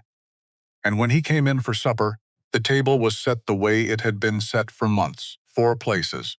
Cole at the head, Reed to the left. Dot at the far end with her coffee Nora. Across from Reed, like always. Only tonight it felt like something else, too. Like the version of this table that had always been possible, if the people around it had chosen to arrive at it, which they had, eventually, in their own time. April, the shoulder happened on a Tuesday. Of course it did. Because the shoulder was always going to happen, on a perfectly ordinary Tuesday. When Cole Merritt was doing something he'd done 1,000 times before, and thought nothing of. Checking the eastern fence line, the horse stepped into a hidden hollow in the long grass, the kind that appeared after snow, melt and disappeared, again and reappeared every spring in slightly different places, just to make sure nobody got complacent. The horse went down, Cole went sideways. He kicked free of the stirrups before the horse rolled, which saved his leg. He landed on his left shoulder on frozen ground, which was not a fair trade. The sound it made was specific. And specific in a way that meant he knew, before he'd finished assessing the rest of the damage, that this was going to be a problem. Reed found him 20 minutes later. Sitting against the fence post he'd managed to reach, arm held carefully against his chest. Face the color of old ash. Horse? Cole said when Reed came through the gate. Fine. Ran south. I'll get her later. Reed crouched down. Looked at the arm, the angle of it. The way Cole was holding himself. That's bad, I know. How bad do you know? Bad enough that I'm sitting on frozen ground instead of standing up. Reed helped him stand. Carefully. With the efficiency of someone who has helped injured men before and knows the difference between helping and hurrying. Doctor, Cole said. From town, I'll send Hector. And, he stopped. I'll tell Nora, Reed said. Before you get back, Cole looked at him. Don't make it. I'll tell her what happened, Reed said. That's all. Cole nodded. Got onto Reed's horse, carefully, one-armed. In the way of a man who refuses to ask for help, even when help is standing directly in front of him, with both hands out. And they rode back slowly. Nora was in the yard when they came in, Reed had told her. She could see that immediately in the way she was standing. Upright. Still. The stillness of someone who has received information and has decided not to let it move them until they have more. She looked at the arm. At Cole's face. How bad, she said. Doctor will tell us, Reed said. I'm asking him. Cole met her eyes. Shoulders out completely? Yes. She nodded once. Quick, decisive, I'll ride for Dr. Pruitt, she said. Hector can. Hector is 14 and easily distracted. She was already moving toward the barn. I'll be faster. And Pruitt knows me now. He won't make me argue about the urgency. She was on the horse before Cole had finished thinking of a reason to object, which meant she was gone before he could give one. Reed looked at Cole. She's not wrong, Reed said. Hector is easily distracted. That's not. Cole started. Come inside, Reed said. Before you fall over making a point. Dr. Pruitt was 63, sharp-eyed, and had been practicing medicine in frontier territory long enough to consider drama and inefficiency.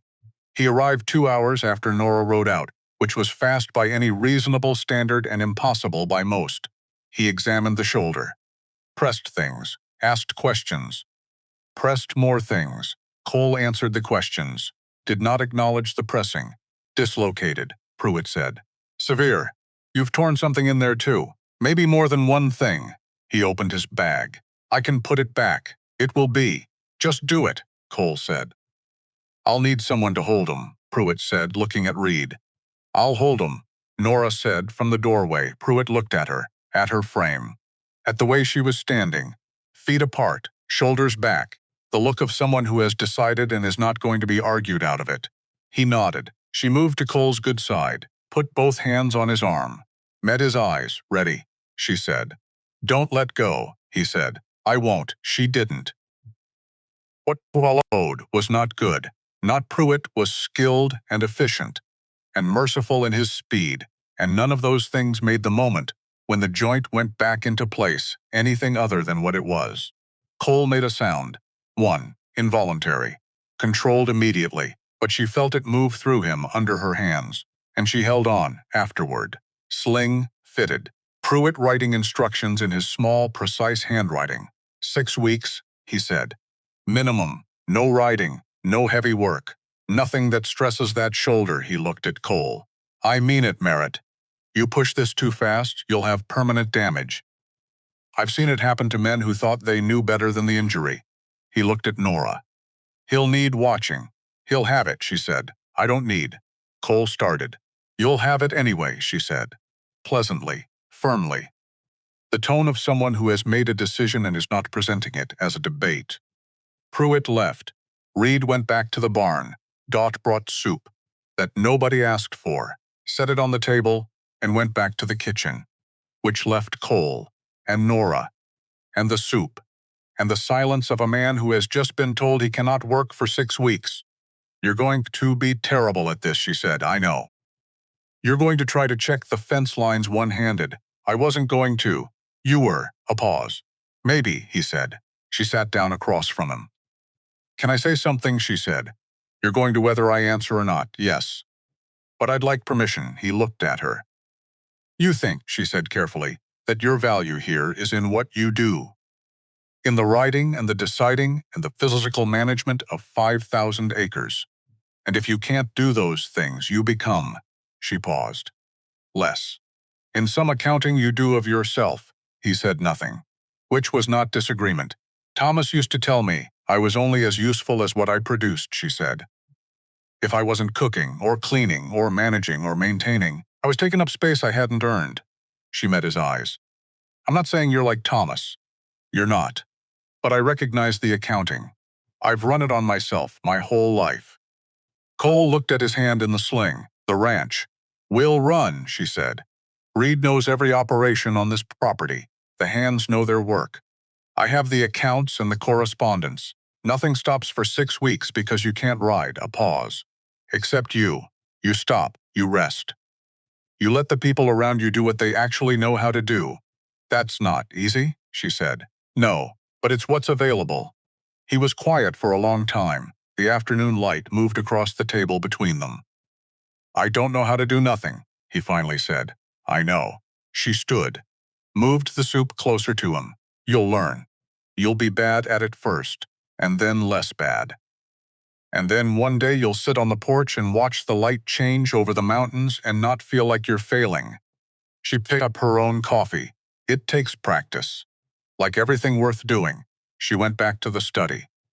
And Cole sat at the kitchen table with his soup and his sling, and the strange, unfamiliar experience of being in his own house at 3 in the afternoon with nowhere to go.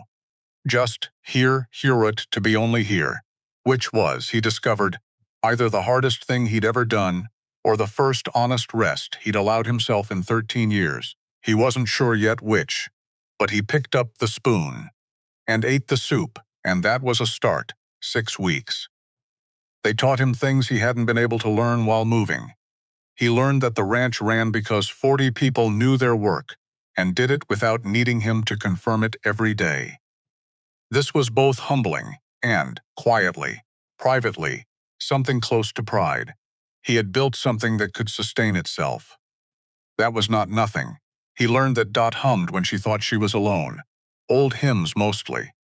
Quiet, constant, the kind of sound that had probably been running underneath everything for years, and he'd never been still long enough to hear it. He learned that Reed had an opinion about the eastern grazing rotation that was better than Cole's current one, and had been not saying so for 3 years because Cole had always been moving too fast to consult, and he learned, slowly, in the way of things learned by having no alternative, that being in a room with Nora Haddon while she worked was one of the more specific pleasures available to a man who had spent 13 years in rooms alone. Nothing dramatic, nothing nameable, just the quality of a presence that was real and specific entirely itself, not performing anything, not managing anything, just existing in the same space and making that space feel like it had a different amount of air in it. She brought coffee without being asked. She said things that were funny when she wasn't trying to be funny, and somehow that was funnier than trying. She argued with him about the spring planting calendar with the focus of someone who had decided her opinion was worth giving, and the delivery of someone who knew the difference between arguing and fighting. She read in the evening by the study window, and once, when he came in to get a contract from the cabinet, she didn't look up, just held the page and kept reading. And he stood there longer than he needed to with the contract in his hand because he didn't know exactly, only that leaving felt like the less interesting option.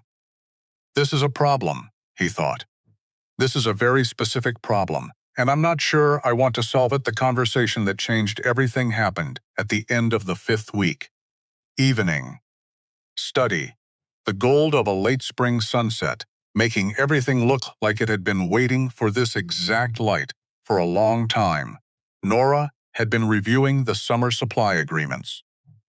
Cole had been doing the light paperwork that Dot had classified as acceptably non-shoulder injuring, which was most of what remained to do in the accounts. They'd been working in the same room for hours, the good kind of hours, the kind that don't announce themselves. Then Nora set down her pen, looked up. "Can I ask you something?" she said. "You always ask first," he said. "You don't always wait for the answer. I'm waiting this time." He looked at her. "Ask," he said. "When you came back from Garnet Falls," she said, "you said it felt like putting something down. Something you'd been holding so long you'd forgotten you were holding it." She paused. What did it feel like to put it down? He thought about it. Actually thought, which was different from deflecting. Empty. He said first. Then, no, not empty. He looked at his hand. The sling.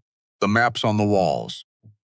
The river stone on the window ledge that had been there so long he'd stopped seeing it. Light. The kind of light where you don't know how heavy you were until you're not anymore. "Yes," she said quietly, like she knew exactly what he meant. "You felt that?" When Thomas died, she looked at the window. Not joy.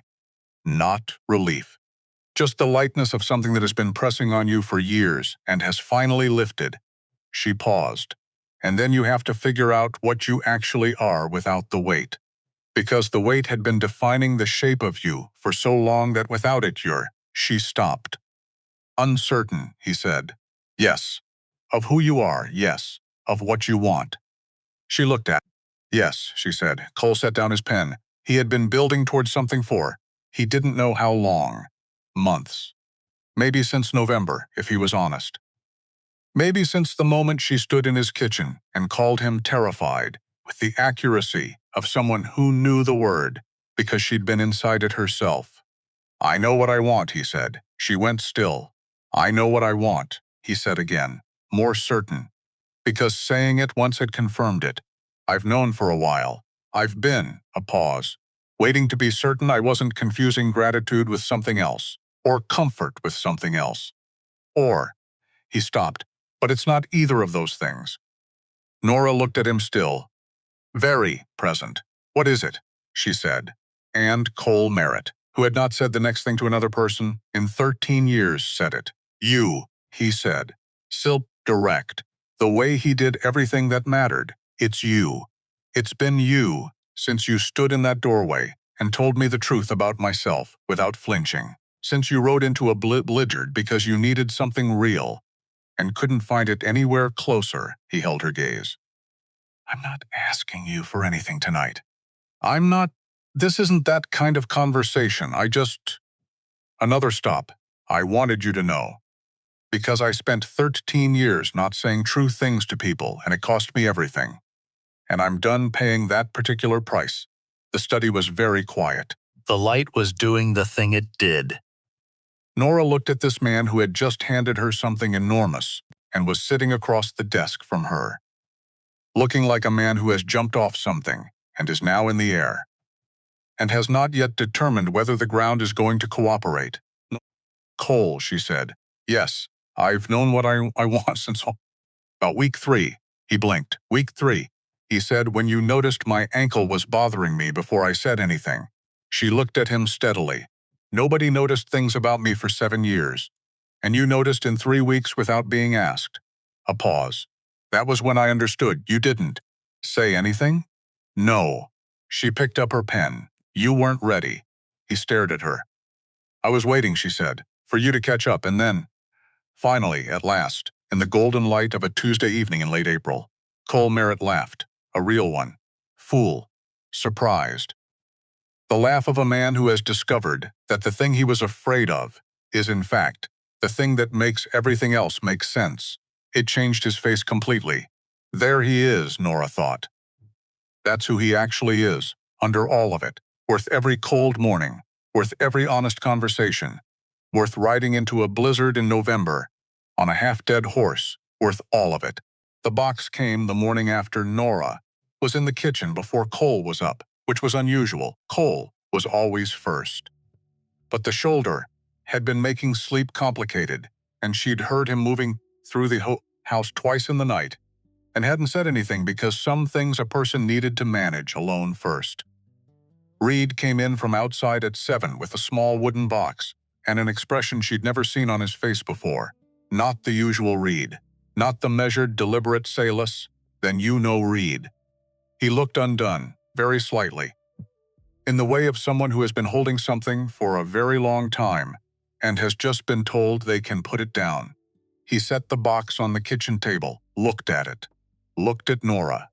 When Cole's mother left, Reed said he was 7 years old. She packed in the night and was gone before he woke up. His father never explained it.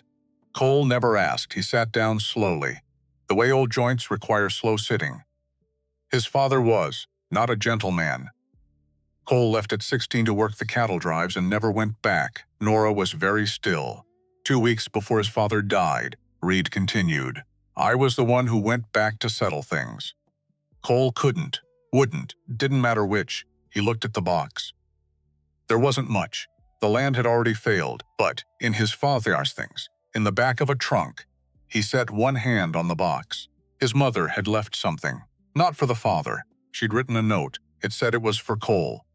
For when he was ready to give it to someone, he opened the box inside a ring, gold, simple, a small dark stone, garnet, from the color of it, that caught the morning light and held it. I didn't give it to him when I found it, Reed said. Because he wasn't ready. He spent 13 years not being ready. And then you rode up in November. He looked at her. And I've been carrying this in my coat pocket for 6 months waiting to know. Nora looked at the ring, at the box, at Reed's face, which was the face of a man who has kept a faith for 30 years, and is now finally keeping it for the last time. He doesn't know it exists, she said. No, you're going to give it to him, I thought. Reed stopped. Started differently. I thought maybe you'd want to be there when I did. Cole came downstairs at 7:30, found Reed and Nora at the kitchen table, looked at the box, went still. What is that? He said. Reed told him. All of it. The trunk, the note, 30 years of carrying it, in the pocket of whatever coat he was wearing, because it was small enough and important enough that he didn't trust it to anywhere less immediate. Cole sat down. He didn't speak for a long time. He looked at the ring, at the box, at the grain of the kitchen table, at his hands, and Nora watched something happen in him that she had no words for and didn't try to find them. Because some things didn't need language, some things just needed time and witness, and the presence of people who would sit with you in it, without requiring you to manage it for their comfort. She sat. Reed sat. Who had appeared at some point from the direction of the pantry, sat, and Cole held the ring in his palm and looked at it. Then he looked up, first at Reed, then at Nora. My mother, he said. His voice was rough. She left this. For me too. For whoever I gave it to. Yes, Reed said. She knew. Before she left. She knew he'd be alone for a long time. She was trying to. He stopped. She was trying to give me something forward. Past all of it. That's what the note said, Reed confirmed. Quiet. She said she couldn't stay. But she could leave something for the day you found someone worth staying with. Cole closed his hand around the ring, and Nora watched him cry. Not dramatically. Not with any of the performance that crying sometimes becomes. Just quietly, privately. In the way of a man who has spent his whole life not doing this and is now doing it because the thing inside him is larger than his ability to contain it. Because it wasn't about Diana. It had never, finally, been about Diana. It had been about a 7-year-old boy who woke up one morning to a house missing a person, who built walls before he knew what walls were, who had spent 30 years and 13 years and 6 months, and all the months between them, carrying the original wound underneath all the other wounds. And his mother had left him a ring, a thing that said, I know you're going to get there. I know you're going to find her. Here. For when you do, Nora reached across the table, covered his closed hand with hers. Didn't speak. Didn't need to. Reed looked at the window. Found fun that she was going to denaking. And Cole sat in his kitchen in the light of a Montana morning and let himself be witnessed, for the first time in his life, by people who stayed. The proposal was not elegant, which was right, which was exactly right. 3 days later. Evening. The garden. Nora on her knees in the mud pulling weeds from the bed she'd started in February, which was now actually a garden, green and actual and real. The way things become real when you put work and time and attention into them, without knowing if they'll come to anything. Cole came out, still in the sling, 2 more weeks of it. He'd been managing. He stood at the edge of the garden. She looked up. He looked at her for a moment. Then he said, I want to say something, and I'd like to get through it before you respond.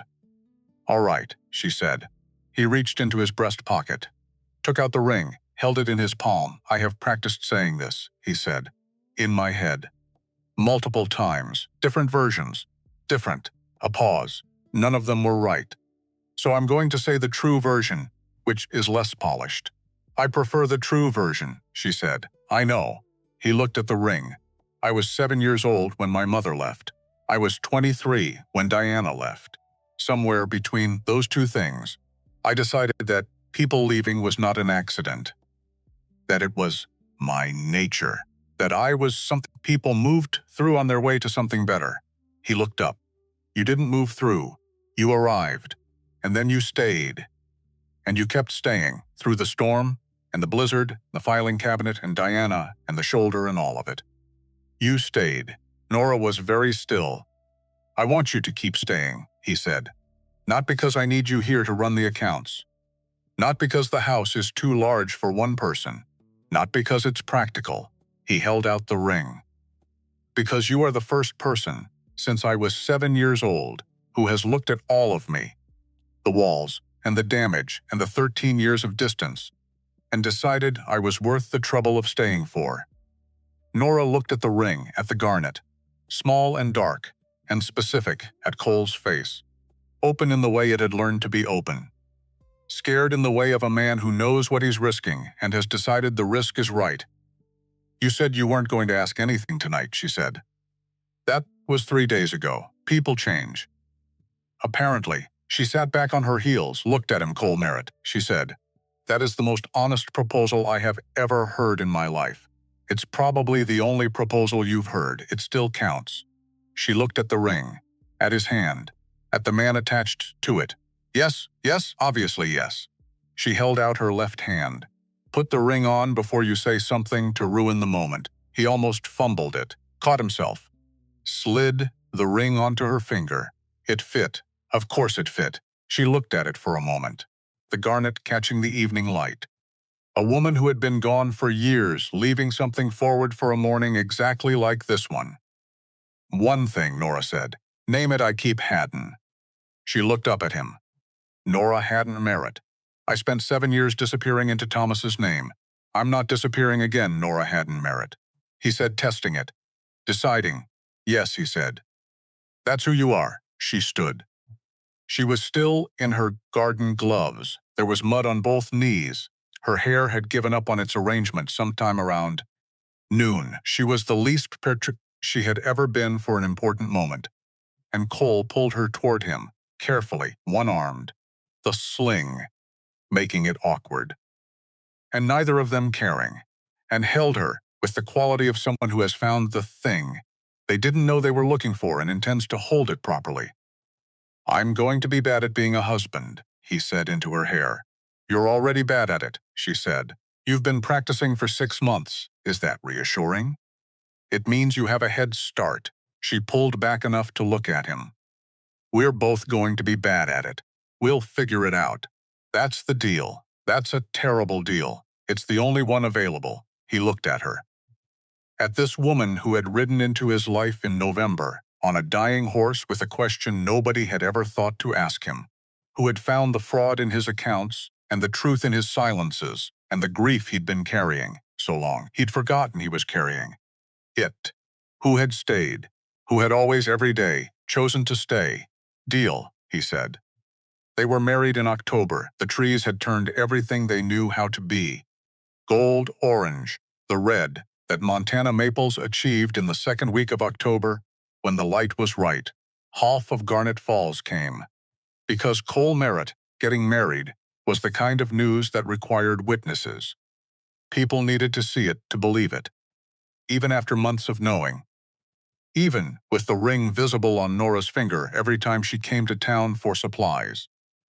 People needed to stand in the yard of the Merritt Ranch and watch it happen with their own eyes. Reed stood beside Cole with the expression of a man in a suit that doesn't fit and has decided to endure it with dignity. Dot cried from the ceremony's first word. She would deny this for the rest of her natural life. The hands cleaned up with varying success. 2 of them had clearly misunderstood the formality of the event, but were enthusiastic in ways that made up for it. Nora wore a dress she and Dot had made from fabric ordered from Denver. White, simple. The lace at the collar and cuffs was Dot's contribution, added without asking, because Dot had opinions about what the occasion required. Cole wore his best suit. He'd had it pressed, which was, Reed told him privately, the clearest evidence yet that something fundamental had changed. Off. The vows were traditional because neither of them trusted themselves to write their own without it becoming an honest accounting of everything they'd been through, which would have been accurate and probably too long and would definitely have made Dot cry harder. When it was done, when the minister had said the words and they had said the words back, Cole kissed Nora in the way of someone who has forgotten. There are other people present. Someone in the back, one of the younger hands, whistled. Reed pretended not to know him. The reception filled the house, every room, sound in every room that had been quiet for 13 years. Laughter in the hallway, music from the 2 hands who played fiddle. Dancing that Cole participated in under duress, and Nora participated in, with the specific joy of someone for whom dancing had not previously been available. It was loud, it was warm. It was exactly nothing like the life Cole had built this house to contain. And it was right, late, in the evening, the crowd thinning, the fiddle players taking a rest, Cole found Nora on the front porch. She was looking at the mountains. The October dark had come full, stars out. The Milky Way visible in the way it only was when you were far enough from everything that the light didn't compete with it. Hiding? Cole asked, observing. She didn't turn. There are a significant number of people in your house, our house, without hesitation. Been our house for a while. She looked at him over her shoulder. Yes, she said. It has. He came to stand beside her. They looked at the mountains. You know what I keep thinking about? He said, tell me, November. You rode up in that coat, the one with the holes. You stood in my kitchen and told me. I was terrified. You were completely. He looked at the stars. I thought you were a problem to manage until the roads cleared, I know. You were the opposite of a problem. I was absolutely a problem, she said. Just the useful kind. He looked at her then, this woman who had arrived with nothing and built. Here, on this land, in this house, in the space between two people who had stopped pretending. Something that had turned out to be everything. I spent 13 years, he said, getting ready for you without knowing that's what I was doing. She looked at him. I rode 14 miles in a blizzard, she said, and found exactly what I was looking for without knowing that's what it was going to be. And Cole Merritt, who had not held anyone's hand on a porch for longer than he could calculate, took Nora Haddon Merritt's hand and held it. Not dramatically, just held it. The way you hold something you've been given that you know is irreplaceable. 10 years later, October again. The same gold, the same light, the same mountains holding their patience across the valley. Nora stood in the garden. Not the small plot she'd started, in the mud of February 1884. That garden had grown every spring since. Past the kitchen wall, past the south fence. Into something that the valley had started to talk about. People came to see it, to learn from it, to buy seeds from the varieties she'd spent a decade developing for Montana's short-growing season. Her daughter, Clara, 8 years old, built like her father, and named for no one in particular, and everyone who had ever refused to disappear, was following 3 rows behind her, pulling weeds with the focused determination of a child who had inherited certain qualities from both parents and couldn't be entirely sure which side the stubbornness came from. Cole sat on the fence at the garden's edge. Older now, more silver than dark. The shoulder that had been injured in the spring of 1884 ached when storms were coming, which meant he was occasionally a more reliable weather prediction than the Helena station. He rode differently than he used to, more carefully, which he would not admit was caution, and everybody knew it was.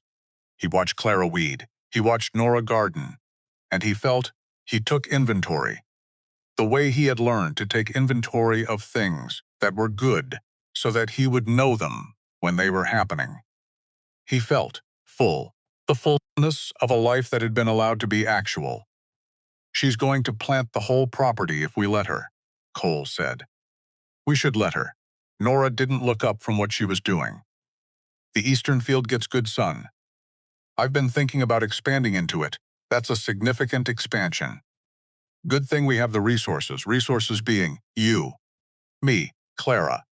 The fact that Reed has apparently decided retirement is theoretical. She finally looked up. And the fact that I have the most functional filing system in Bitterroot Valley. So, when I say accounts support the expansion, you can trust the accounts. Support the expansion, he looked at her.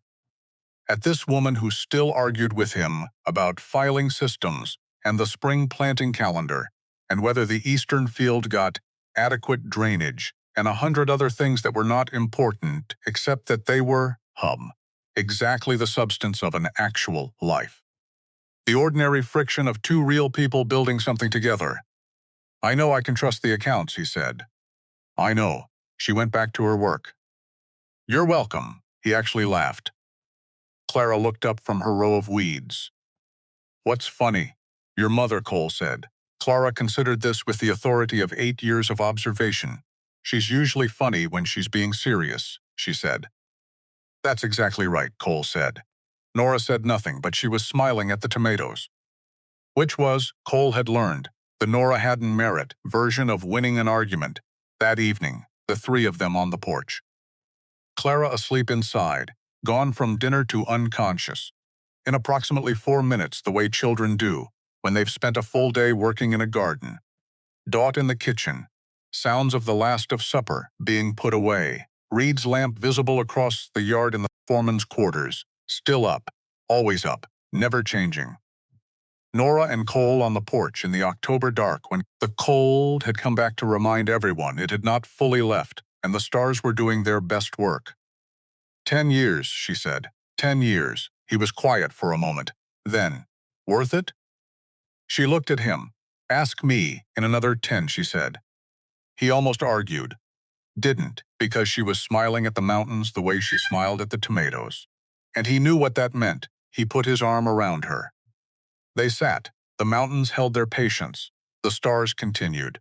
And somewhere in the garden below them, seeds Nora had planted in the cold of a February morning were resting in the autumn ground, waiting for spring, already containing everything they were going to become. Which is how most things work. You plant them in the cold. You wait. You do the work. And if you're brave enough to stay, if you're honest enough to choose it, they grow.